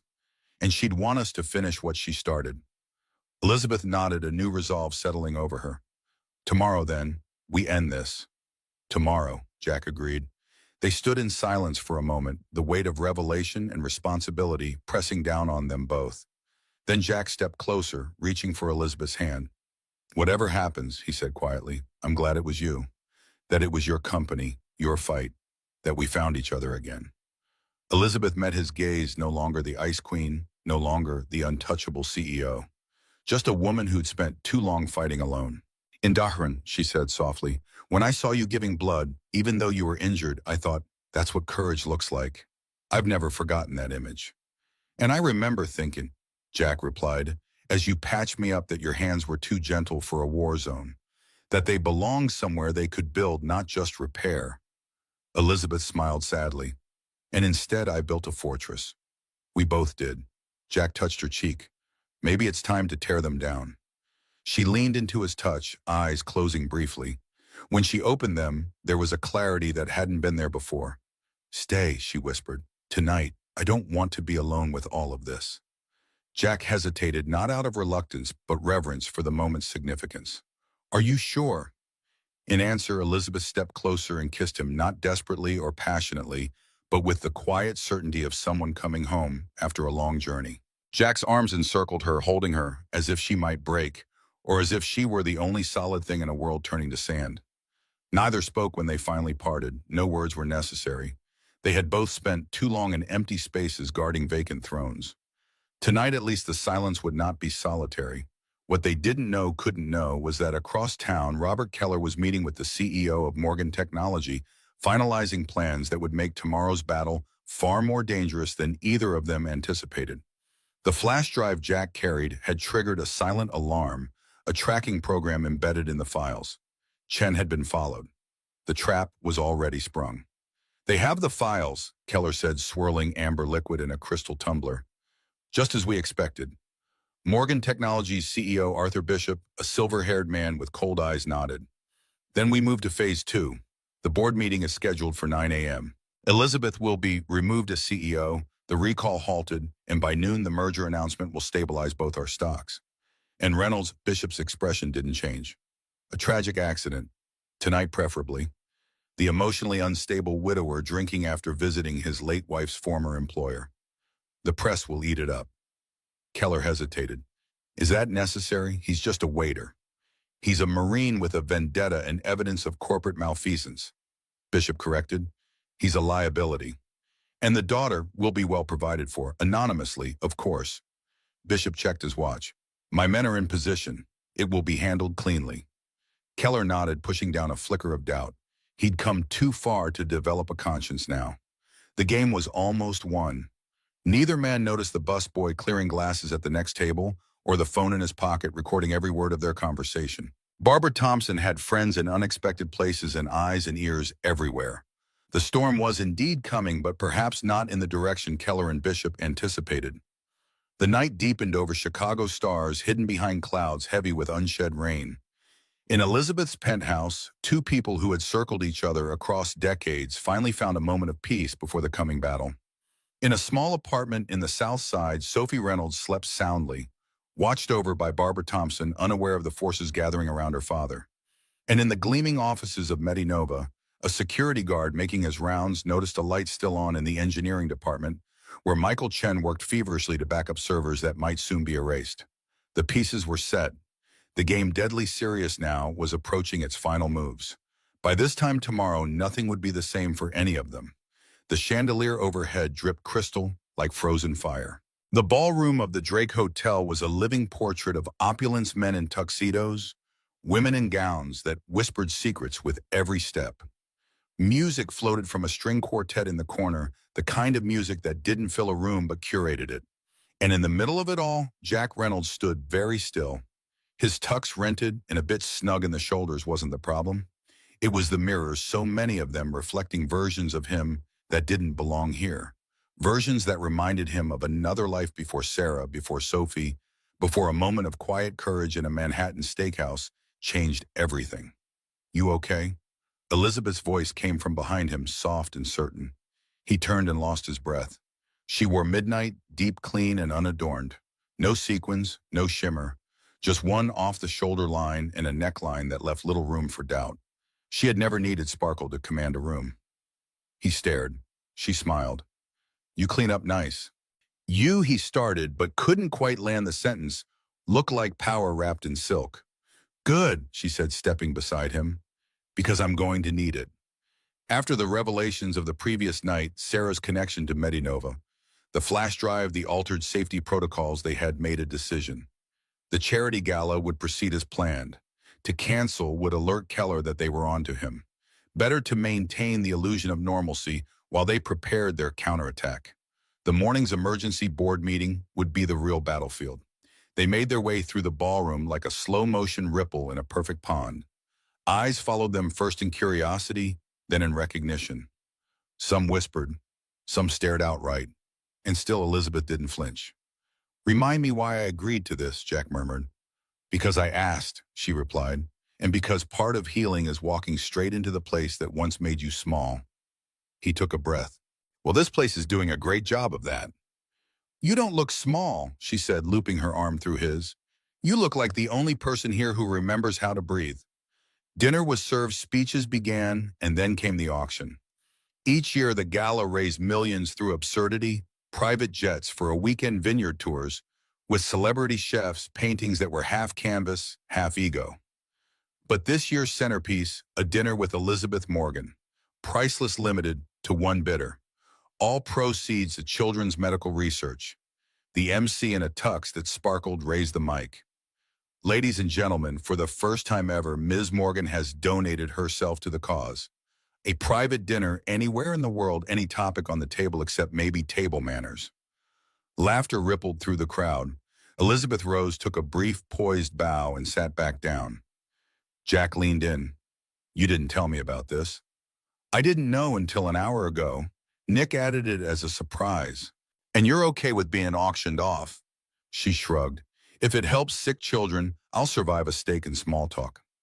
The bidding began. 10,000, 20,000, 35,000, a woman in red, a hedge fund manager, a tech bro in Italian shoes. The room swirled in wealth and ego. Then from the back, quietly but clearly, came another voice. 100,000, Jack said. The room stilled. Elizabeth turned stunned. "Jack." He didn't look at her. He looked at the MC. 100,000 for the dinner. I'll pay it tonight." Gasps fluttered like moths against the chandelier light. "Sir, do you have credentials for that bid?" the MC asked, half panicked. Jack pulled out his phone, tapped a few keys. "Bank transfer confirmed. Should be in your account by the end of dessert." A pause. The MC looked to the charity director, who gave a small nod. "Sold," he announced, flustered, to the gentleman with the quiet confidence. Applause broke out, awkward but present. Elizabeth stared at him. "Jack, that was reckless." "Insane," she replied. "Where did you get that kind of money?" He exhaled slowly. "Sarah had a life insurance policy. I've never touched it. Not until tonight." "Jack, you said healing meant walking into what once hurt. I've walked into too many rooms where I couldn't afford to stay. This time I bought the room." Elizabeth's breath caught. He wasn't showing off. He was showing up. And there, under the glittering eyes of Manhattan's elite, Elizabeth reached for his hand and didn't let go. On the far side of the ballroom, Robert Keller watched the exchange with cold calculation. Beside him, Arthur Bishop of Morgan Technology sipped champagne that never touched his eyes. They look cozy, Bishop observed, more than professional. Does it matter? Keller asked. By morning she'll be out and Reynolds will be a non-issue. Bishop checked his watch. Speaking of which, my men report a problem. Reynolds' daughter isn't at his apartment. Neither is he. Where are they? The daughter is staying with the restaurant manager. Reynolds appears to have spent the night at Morgan's penthouse. Bishop's smile was tight. Complicates things. Keller swirled his drink. Not necessarily. Two birds, one stone has its advantages. Indeed, Bishop nodded toward Jack and Elizabeth. They're leaving. Shall we? No, Keller said. Too public. Let them have their night. Tomorrow will be soon enough. As they spoke, Barbara Thompson, seated at a table near the exit, watched them carefully. The recording from the restaurant secure in her pocket, she slipped out her phone and sent a single text to David Mercer at the Tribune. They're moving tonight. Be ready. After the gala, Jack and Elizabeth stood outside beneath a sky that felt too vast for a city so crowded. You didn't have to do that, she said softly. I know. You don't owe me anything. I know. She turned to him, trembling with something deeper than fear. Then why? He took a long moment before answering. Because you're not the woman in that video, he said, and I wanted this city to see that. She blinked fast. And what do you see? He stepped closer. I see someone who wants to be soft without being broken, someone who learned to fight in silence and now wants to speak in truth. I see a woman who finally believes she's worthy of being chosen not for what she built, but for who she is underneath it all. She closed her eyes and then she did the most dangerous thing she could. She leaned forward and kissed him. It wasn't perfect. It wasn't poised, but it was real. And when they finally pulled apart, breathless, under a sky no longer so vast, Jack whispered, You're not porcelain anymore, Elizabeth. She smiled through the tears. No, I think I finally became fireproof. Their car arrived sleek and silent. As they slid into the back seat, neither noticed the sedan that pulled away from the curb behind them, keeping a careful distance. Elizabeth's driver, a veteran who'd worked for her for years, did notice. His eyes flicked to the rearview mirror, then to his passengers. Ms. Morgan, he said quietly, I believe we're being followed. Elizabeth stiffened. Jack's hand instinctively tightened around hers. How long, she asked. Since we left the hotel. Black sedan, 2 occupants. Jack turned, trying to see through the tinted rear window. Keller, Otto, or Morgan Tech, Elizabeth replied. They're moving faster than we thought. The driver cleared his throat. Your penthouse may not be safe, ma'am. Elizabeth thought quickly. Take us to the peninsula. Book the executive suite under the name Sarah Reynolds. Jack looked at her sharply. Using my wife's name, a name they won't be watching for, she explained. We need someplace secure to regroup. The driver nodded, making a sudden turn that momentarily lost their tail. Jack pulled out his phone. I should check on Sophie. Use my phone, Elizabeth said. They might be tracking yours. He dialed Barbara's number. She answered on the first ring. Jack, is everything okay? We're being followed. Don't tell me where you are, just, is Sophie safe? Yes, we're with friends, military friends. Barbara's voice was steady. And Jack Mercer has the recording. It's all happening tomorrow. Good. Stay low. I'll contact you when it's safe. After he hung up, he explained to Elizabeth about the recording Barbara had obtained Keller and Bishop, discussing plans to remove Elizabeth and the implied threat against Jack. Her face went pale, then hardened into resolve. So it's not just corporate malfeasance, she said. It's conspiracy to commit murder. Seems that way. The car pulled into the underground garage of the peninsula. The driver came around to open their door. I'll stay with the car, ma'am. Keep watch. Thank you, Marcus. Elizabeth touched his arm. Be careful. Always a ma'am. Inside the hotel, the executive suite was a fortress of luxury, no windows accessible from adjacent buildings, secure entry, and most importantly, anonymity. Elizabeth kicked off her heels, the goddess of industry transforming back into a woman with tired feet and a heavy heart. We should be safe here, she said, for tonight at least. Jack loosened his bow tie, the rental tux suddenly feeling like a costume he couldn't wait to shed. What's the plan for tomorrow? Elizabeth moved to the desk, opening the laptop provided by the hotel. The board meeting is at 9. Mercer will run the story at 8 with the recording. The FDA will receive the complete next-gen files, including Sarah's original protocols and Keller's modifications. And Frank Donovan will introduce a motion to remove Keller from the board before he can do the same to me. And if that doesn't work, she looked up, steel in her eyes, then I burn it all down. I go public with everything. The next-gen flaws, the cover-up, Keller's connection to Morgan Tech, all of it. Even if it means Medinova doesn't survive. Jack sat on the edge of the bed watching her. You'd sacrifice your own company. A company built on lies isn't worth saving, she said simply. And maybe that's the lesson in all this. Sometimes we have to lose what we built to find what we're meant to build next. He nodded slowly. Sarah would have said the same thing. Elizabeth closed the laptop and came to sit beside him. Tell me about her, the real her, not just the clinical consultant. Jack was quiet for a moment, gathering memories like precious stones. She loved thunderstorms, used to drag me onto the porch to watch them roll in, said there was nothing more honest than the sky when it couldn't hold back anymore. He smiled faintly. She sang in the shower badly, knew every word to every Beatles song ever written, cried at dog food commercials, but could watch horror movies without flinching. Elizabeth listened not just with courtesy, but with genuine interest, as if collecting pieces of a woman she'd never meet, but whose absence had shaped the man beside her. She sounds wonderful, she said when he finally fell silent. She was, and she would have liked you. Elizabeth raised an eyebrow. The cold CEO, somehow I doubt that. No, Jack corrected gently. The woman who ordered a recall, even knowing it might cost her everything. The woman who remembers being a medic before she was an executive. That woman Sarah would have respected. Elizabeth's eyes filled. I hope so. They sat in silence for a moment, the weight of tomorrow pressing down like a physical thing. Then Jack stood, holding out his hand. We should get some rest. Tomorrow will be a long day.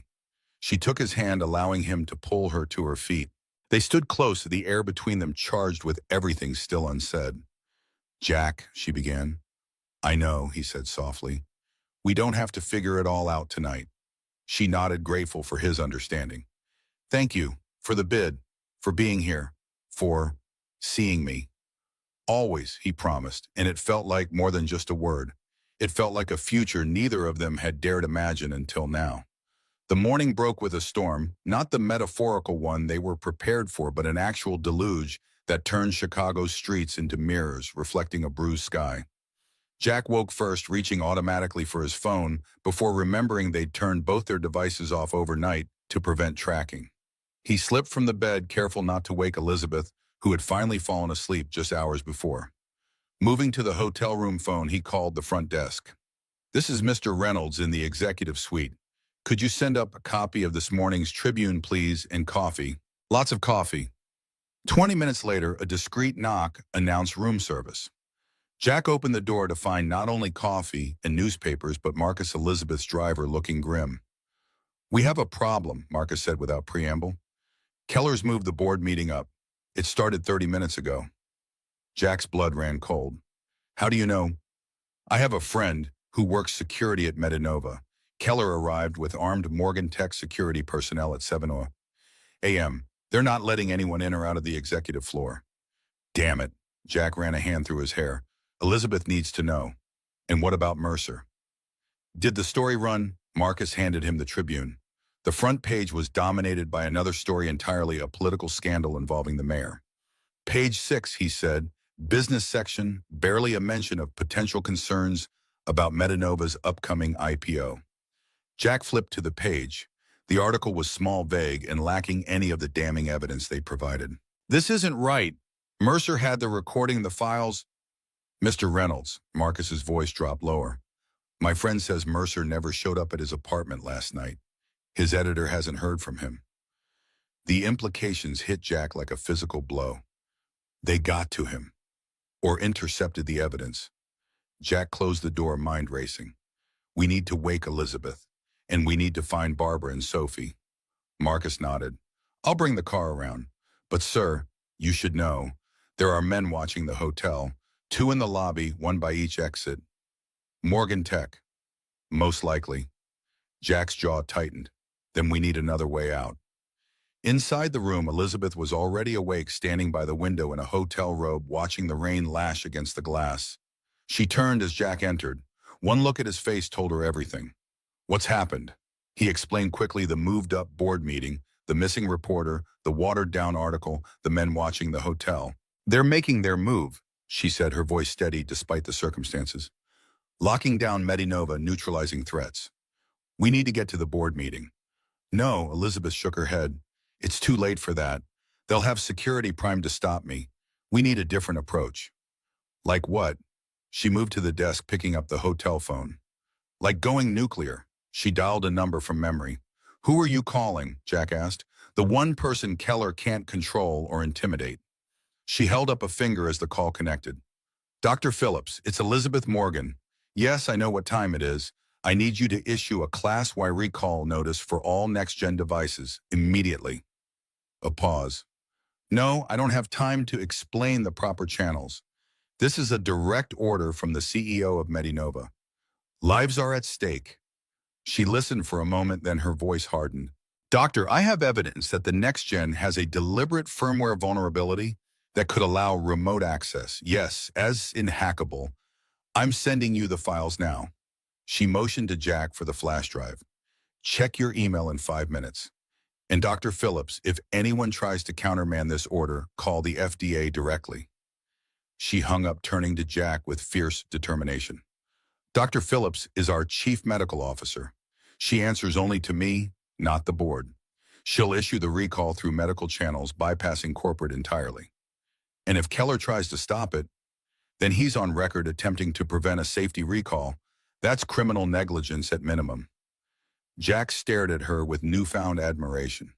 You're not going down without a fight. I'm not going down at all, she corrected. Now we need to get out of here, undetected, and find Barbara and Sophie. Then we take the fight directly to the source. Morgan Tech, Jack guessed. Elizabeth nodded grimly. Arthur Bishop has wanted my company for years. Now we know he's willing to commit crimes to get it. Time to shine a light on that particular cockroach. Marcus knocked again, entering with urgency. Ms. Morgan, they're coming up. 4 men just entered the elevator. How long do we have?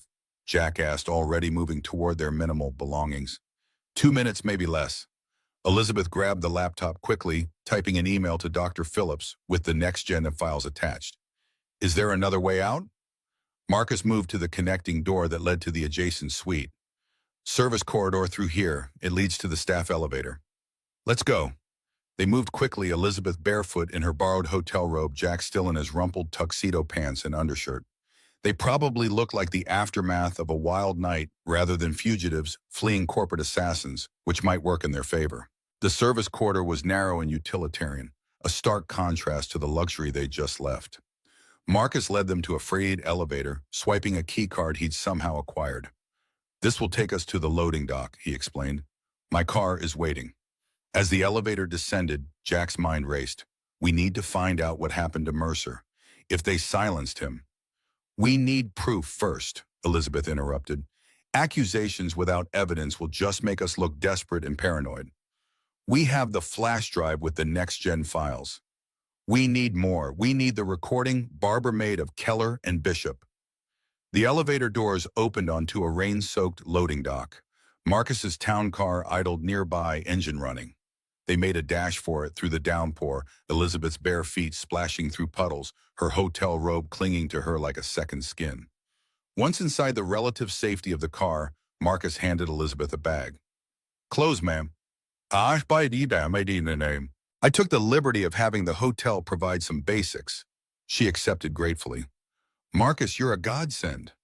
Where to? He asked, pulling away from the hotel and checking for tails. Elizabeth and Jack exchanged looks. Barbara first, Jack decided. She has the recording, and I need to know Sophie is safe. Do you know where they are? Not exactly, but Barbara mentioned military friends. There's a veterans center in Pilsen where she volunteers. It's a start. As they drove through the rain-slicked streets, Elizabeth changed in the back seat, transforming herself from bedraggled escapee to something closer to her usual composed self, albeit in jeans and a sweater rather than her customary power suit. Jack checked the burner phone Marcus had provided. Still no word from Barbara, he said, tension evident in his voice. We'll find them, Elizabeth assured him, squeezing his hand. The Veterans Center was a brick building with a flag hanging limply in the rain. As Marcus pulled up, Jack spotted a familiar figure standing under the awning, Barbara smoking a cigarette despite the sign prohibiting it directly above her head. She dropped the cigarette as they approached, relief washing over her face. Thank God, we've been trying to reach you. Where's Sophie? Jack asked immediately. Inside, safe, with Colonel Martinez and his wife. She looked from Jack to Elizabeth. You heard about Mercer. That he's missing, Miss. Barbara shook her head. Not missing, hospitalized. Someone ran him off the road last night. He's in intensive care at Chicago Memorial. Elizabeth's face darkened. And the recording, safe. Barbara pulled a small voice recorder from her pocket. Never left my side. But Mercer's laptop with the next-gen files and his draft article gone from the accident scene. Jack took the recorder, turning it over in his hands. We need to get this to someone who can use it. Someone Keller can't silence or intimidate. The FBI, Elizabeth suggested. This crosses state lines, involves multiple companies. It's their jurisdiction. I have a contact, Barbara said. Former Marine, now FBI White-Collar Crime Division. But we need to move. Martinez says men were watching the center earlier. They left when the police drove by, but they'll be back. Sophie first, Jack insisted. I said to get her somewhere truly safe before we do anything else. Inside, Sophie sat at a table with an older couple coloring intently. When she saw Jack, she leapt up with a squeal of delight. Daddy, you're wearing your fancy clothes. He scooped her up, holding her tight, his world narrowing to the feel of her small body in his arms. Hey, kiddo, having fun with Colonel Martinez? He taught me how to play chess. She looked over his shoulder. Hi, Miss Elizabeth. You look different. Elizabeth smiled despite everything. Is that good or bad? Good, Sophie decided. You look more like a regular person and less like a princess. Sophie, Jack said, setting her down but keeping hold of her hand. We need to go on a little trip. Right now. Her face fell. But what about school? What about my science project? It's due Monday. School will understand, and your project will still be there when we get back. He knelt to her level. Remember how we talked about sometimes having to be brave when things get scary? She nodded solemnly, like Mom was brave. Exactly like that. Right now, I need you to be brave while we go somewhere safe. Are bad people after us? Like in the movies. Jack hesitated, not wanting to frighten her, but needing her to understand the gravity of the situation. Something like that. But we have friends helping us, and Miss Elizabeth. Sophie considered this, then turned to Elizabeth. Are you scared too? Elizabeth knelt beside Jack, meeting Sophie's eyes. Yes, she admitted. But being brave doesn't mean not being scared. It means doing what's right, even when you're terrified. Sophie nodded, accepting this wisdom. Okay, can I bring my space book? Absolutely, Jack promised. As Sophie went to gather her things, Colonel Martinez approached. A tall man with silver hair and the erect posture of a lifetime soldier, he radiated calm authority. Reynolds, he nodded to Jack. Barbara filled me in. This is more than corporate espionage. If they're willing to run a reporter off the road... I know, Jack acknowledged grimly.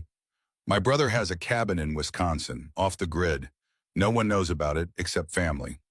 Martinez handed Jack a set of keys. Take my truck. It's in the back lot. Untraceable. I can't ask you to get involved. You're not asking. I'm offering. Martinez's gaze flickered to Sophie, then back to Jack. She reminds me of my granddaughter. Same spirit. Elizabeth stepped forward. Thank you, Colonel. We won't forget this. Just get that recording to Morris at the FBI. He's expecting your call. He handed Barbara a piece of paper. This is his direct line. He's a good man. Thorough. As they prepared to leave, splitting into two vehicles, Marcus driving Elizabeth to the FBI office, Martinez's truck carrying Jack, Sophie, and Barbara to Wisconsin, Elizabeth pulled Jack aside. Be careful, she said softly. Keller's desperate now. Desperate men make mistakes, but they're also at their most dangerous. You too, he touched her face gently. This isn't how I imagined our first date would end. She smiled despite everything. Fleeing corporate assassins wasn't on my bingo card either. When this is over, she interrupted, we'll have all the time in the world to figure this out. You, me, Sophie, whatever this is. He nodded, then leaned in and kissed her quickly. For luck, he explained. We make our own luck, she replied, echoing what he'd once told her. As they parted ways, neither could shake the feeling that the worst was yet to come. They were right. The storm that had drenched Chicago that morning had moved north by afternoon, following Jack's truck, as if chasing them specifically. Sophie dozed in the back seat, her spacebook clutched to her chest. Barbara sat shotgun, periodically checking her phone for updates from Marcus. Elizabeth made it to the FBI office, she reported. Agent Morris is reviewing the recording now. Jack nodded, his eyes fixed on the road ahead. They'd been driving for nearly 3 hours, the city far behind them, Wisconsin farmland spreading out on either side. The rain made everything look soft and indistinct, like a watercolor bleeding at the edges. How much farther? He asked. Another hour, maybe less. Barbara glanced back at Sophie. She's holding up well. She's resilient, like her mother. They lapsed into comfortable silence, the only sounds the swish of wipers and the gentle patter of rain on the roof. Jack's mind kept returning to Elizabeth, her face as they'd parted, determined but vulnerable. He'd known her less than 2 weeks, yet it felt like a lifetime. Perhaps because in some cosmic way, their paths had been intersecting for decades without their knowledge. His phone, the burner Marcus had provided, buzzed with a text. Barbara checked it. It's from Elizabeth. FBI taking action. Arrest warrants being prepared for Keller and Bishop. Stay safe, we'll call when clear. Jack exhaled slowly. That's something, at least. It's more than something, Barbara corrected. It's everything. Once the FBI gets involved, even men like Keller and Bishop can't make it disappear. I hope you're right. They turned onto a narrower road, gravel now, instead of pavement, trees pressing in on both sides. The rain had intensified, making visibility poor. Jack slowed the truck, leaning forward, as if that might help him see better through the deluge. That's when he noticed the headlights behind them cutting through the gray curtain of rain. Moving fast.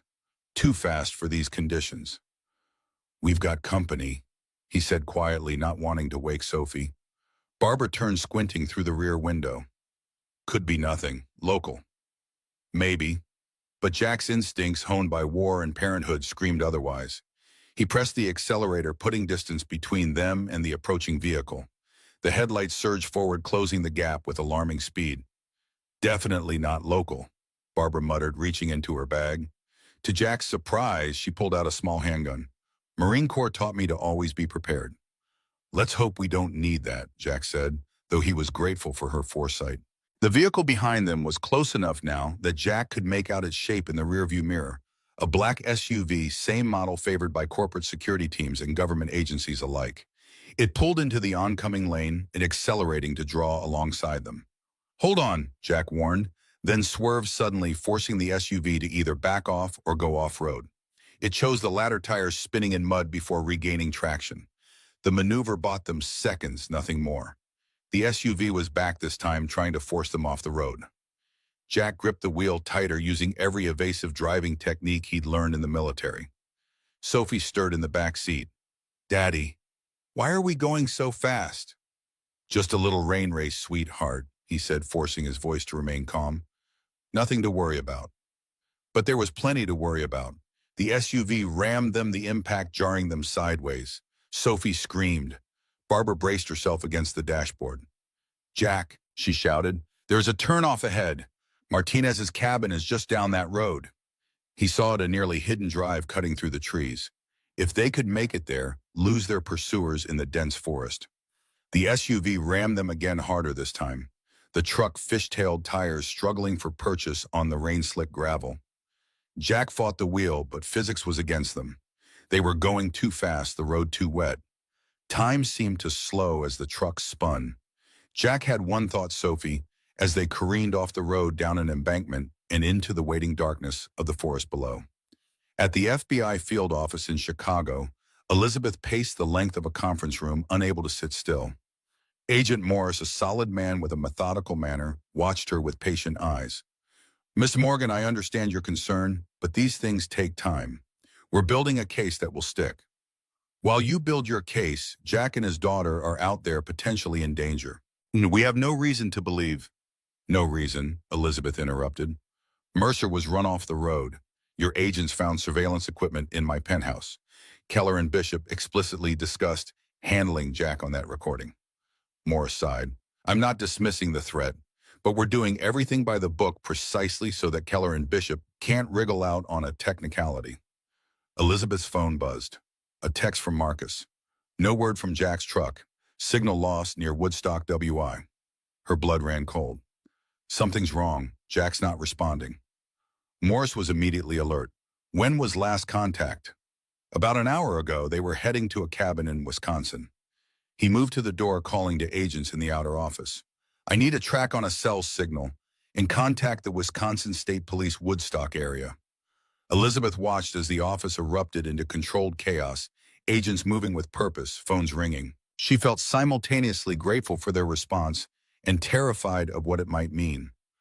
We'll find them, Morris assured her, returning to her side. In the meantime, we have enough to move on Keller and Bishop. The warrants are signed. Teams are en route to Medanova and Morgan Tech now. It should have felt like victory. Instead, it felt hollow. What good was justice if it came at the cost of Jack and Sophie? I need to go there, she said, to Wisconsin, where they lost contact. Ms. Morgan, that's not advisable. I wasn't asking permission, she cut him off. I was stating a fact. Morris studied her, then nodded once. At least take an agent with you. Fine, but we leave now. As they prepared to depart, Elizabeth's phone rang. Frank Donovan. Elizabeth? Where are you? The board is in chaos. Keller's been arrested by the FBI right in the middle of the meeting. It's a long story, Frank, one I don't have time for right now. What's happening is that the FDA has issued a Class 1 recall for NextGen. The stock is in free fall. Good, she said firmly. Better the company takes the hit than patients take the risk. Elizabeth, Frank, I have to go. Jack and Sophie are missing, possibly in danger. A pause, the waiter and his daughter Elizabeth. What have you gotten yourself into? The truth, Frank. And it's messy and dangerous and bigger than all of us. She took a breath. If I don't call you back in 24 hours, release everything in the secure folder on my private server.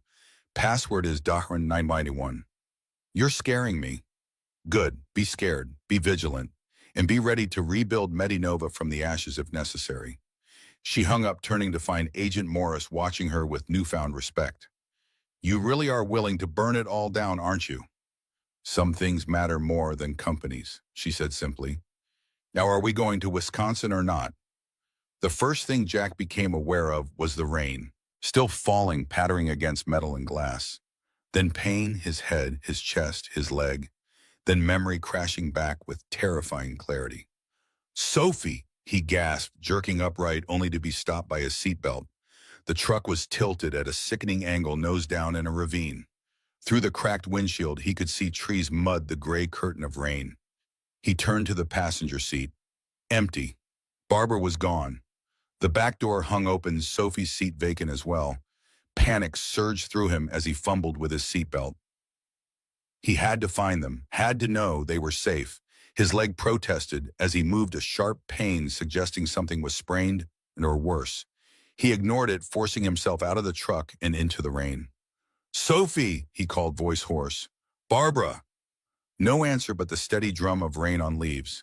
He climbed up the slope, mud sucking at his shoes, using tree roots and branches to pull himself forward. At the top, he found tire tracks in the soft ground the SUV had stopped. There were footprints, two leading into the forest. Jack followed, dragging his injured leg, every instinct screaming that he needed to move faster, find them sooner. The rain made tracking difficult, washing away signs almost as quickly as they were made. Then he heard it, Sophie's voice, high and frightened, coming from somewhere ahead. He moved toward the sound, no longer caring about stealth or caution. A clearing appeared through the trees. In it stood a small, dilapidated hunting cabin, not Martinez's, some other forgotten structure. And on the porch, illuminated by a single bare bulb, stood two men in dark suits.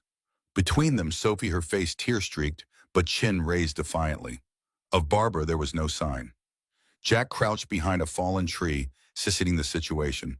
Two men armed from the bulges under their jackets. Sophie apparently unharmed, but terrified. He needed a weapon, a distraction, anything. Come out, Reynolds, one of the men called. We know you survived the crash. Make this easy on yourself and the girl. Jack remained still, mind racing. If they knew he was alive, they were watching the perimeter, possibly more men in the trees. Direct confrontation would be suicide. 10 seconds, Reynolds, or things get unpleasant for your daughter. Sophie's voice small but clear. Don't come, Daddy. It's a trap. Jack's heart swelled with the pride, even as fear clawed at his throat. His brave, impossible girl. The man grabbed Sophie's arm roughly. Shut up, kid. That was a mistake. Jack had been weighing options, calculating risks. But seeing that man put hands on his daughter erased all thought of personal safety. He was moving before he made a conscious decision, bursting from cover, with a roar that belonged more to the battlefield than the Wisconsin woods. The element of surprise gave him seconds, precious, vital seconds. He tackled the first man before he could draw his weapon, driving him off the porch and into the mud. They went down hard, Jack's fury giving him strength his injured body shouldn't have possessed. The second man pulled his gun, but Sophie, incredible, resourceful Sophie, chose that moment to sink her teeth into his hand. He howled the weapon, discharging harmlessly into the air. Jack grappled with the first man, raining blows fueled by paternal rage. The man fought back, landing a punch to Jack's injured ribs that sent stars exploding across his vision. A gunshot cracked through the rain. Both men froze. Jack looked up, expecting to see the second man recovered and weapon trained on him, and instead he saw Barbara Thompson, blood streaming from a gash on her forehead, pistol held steady in a two-handed grip. Get away from him, she ordered. Now. The men hesitated, calculating odds that had suddenly shifted dramatically against them. Federal agents. Another voice bellowed from the trees. Drop your weapons! Hands where we can see them! A team of FBI agents emerged from the forest, weapons drawn. Behind them came Elizabeth, rain-soaked and wild-eyed, searching frantically until she spotted Jack and Sophie. The men surrendered, having no choice. As agents secured them, Elizabeth rushed forward, dropping to her knees beside Jack and Sophie, gathering them both in a fierce embrace. You're alive, she breathed. You're both alive. Sophie clung to them both, her small body trembling. Jack held them, his universe contracted to this single moment, this circle of arms. Barbara, he asked, looking up for their savior. I'm okay, she assured him, lowering her weapon as an agent took it from her carefully. Got thrown from the truck in the crash. Tracked these bastards here. Was waiting for the right moment when the cavalry arrived. Agent Morris approached, holstering his weapon. We've got Bishop in custody in Chicago. Keller too. Their security team is singing like canaries to save themselves. The next-gen recall, Elizabeth asked. Proceeding, the FDA has teams working with hospitals nationwide. Elizabeth nodded, relief evident in every line of her body. It's over then. The immediate danger, yes, Morris confirmed. There will be trials, testimony, a lot of legal proceedings. But the threat to your lives, that's over. Jack tightened his hold on Sophie, who had finally stopped shaking. Hear that, kiddo? The bad guys lost. Just like in your books. She looked up at him with eyes too wise for her years. But the good guys got hurt too. Sometimes that happens, he acknowledged. But we heal. We keep going. Together, she asked, looking from him to Elizabeth. Jack met Elizabeth's gaze over Sophie's head. In her eyes, he saw not the CEO, not the viral villain, but the woman who had risked everything for truth. For them. Together, Elizabeth promised, taking Sophie's hand in hers. If that's what you want. Sophie considered this with the gravity of a child making a lifelong decision. I think, she said finally, that would be acceptable. Despite everything, the pain, the fear, the rain still falling around them, Jack laughed. Elizabeth joined him, the sound rising into the clearing like a promise of clearer skies ahead. 1 month later, the ballroom of the Drake Hotel was once again filled with Chicago's elite. But this time the occasion was not a charity auction, but a press conference. Elizabeth Morgan, wearing not evening wear, but a simple blue suit, stood at the podium facing a sea of reporters. Today marks a new chapter for Medinova, she began. The events of the past month have been difficult and revealing. The criminal actions of Robert Keller and Arthur Bishop have shaken the foundation of the company I built. But foundations can be repaired, strengthened, made better than before. She paused, looking to the side of the stage where Jack stood with Sophie. Both smiled encouragement. Effective immediately, Medinova will transition to a public benefit corporation with 51% of profits dedicated to patient assistance programs for those who cannot afford life-saving medical devices. The remaining 49% will fund research and development of new technologies with enhanced safety protocols. Murmurs rippled through the crowd. This was not the typical corporate response to scandal.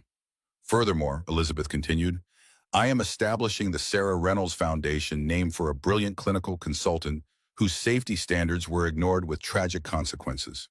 The foundation will provide oversight for medical device companies, ensuring that profit never again takes precedence over patient safety.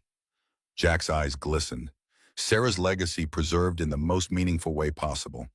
Finally, I am stepping down as CEO of Medinova. Gasps and exclamations filled the room. Cameras flashed furiously. My replacement will be Dr. Janet Phillips, our Chief Medical Officer, whose ethical stand during the next-gen crisis demonstrated the leadership this company needs. I will remain on the board focusing specifically on ethical compliance and patient advocacy. A reporter called out, Miss Morgan, what will you do now? Elizabeth smiled the kind of smile that reached her eyes in a way her public expressions never had before. I'm going to build something new, something that matters. After the press conference, as the crowd dispersed and the cameras finally stopped flashing, Jack approached Elizabeth. That was quite an exit. Not an exit, she corrected, a transformation. Sarah would be honored by the foundation. It's the least I could do. Her work saved lives, even if it took us too long to recognize it. Sophie tugged at Elizabeth's hand. Does this mean you'll have more time for pizza nights now? Elizabeth knelt to the child's level. It means I'll have more time for everything that matters, including pizza nights. Good, Sophie declared, because Daddy still burns the crust and we need supervision. Jack laughed, the sound echoing in the now empty ballroom. Out of the mouths of babes. Elizabeth rose, taking his hand. She's not wrong, you know. Your pizza skills are questionable at best. Then I guess you'll just have to stick around and show me how it's done. I guess I will, she agreed, leaning into him slightly. For a very long time. As they left the hotel, stepping into the bright Chicago sunshine, Elizabeth thought about the long, strange journey that had brought them here. From a viral confrontation to a cabin in the woods, from strangers to something far more profound. The waiter who stood his ground, the CEO who found her heart, and the little girl who reminded them both what truly mattered. It wasn't how any of them had expected their stories to unfold, but sometimes the most beautiful chapters are the ones we never saw coming. The ones that begin with a single moment of courage when someone refuses to serve anger and offers truth instead. And as they walked into the future they would build together, Elizabeth knew one thing with absolute certainty. She was no longer hungry for power or validation or success. For the first time in her life, she was truly completely full.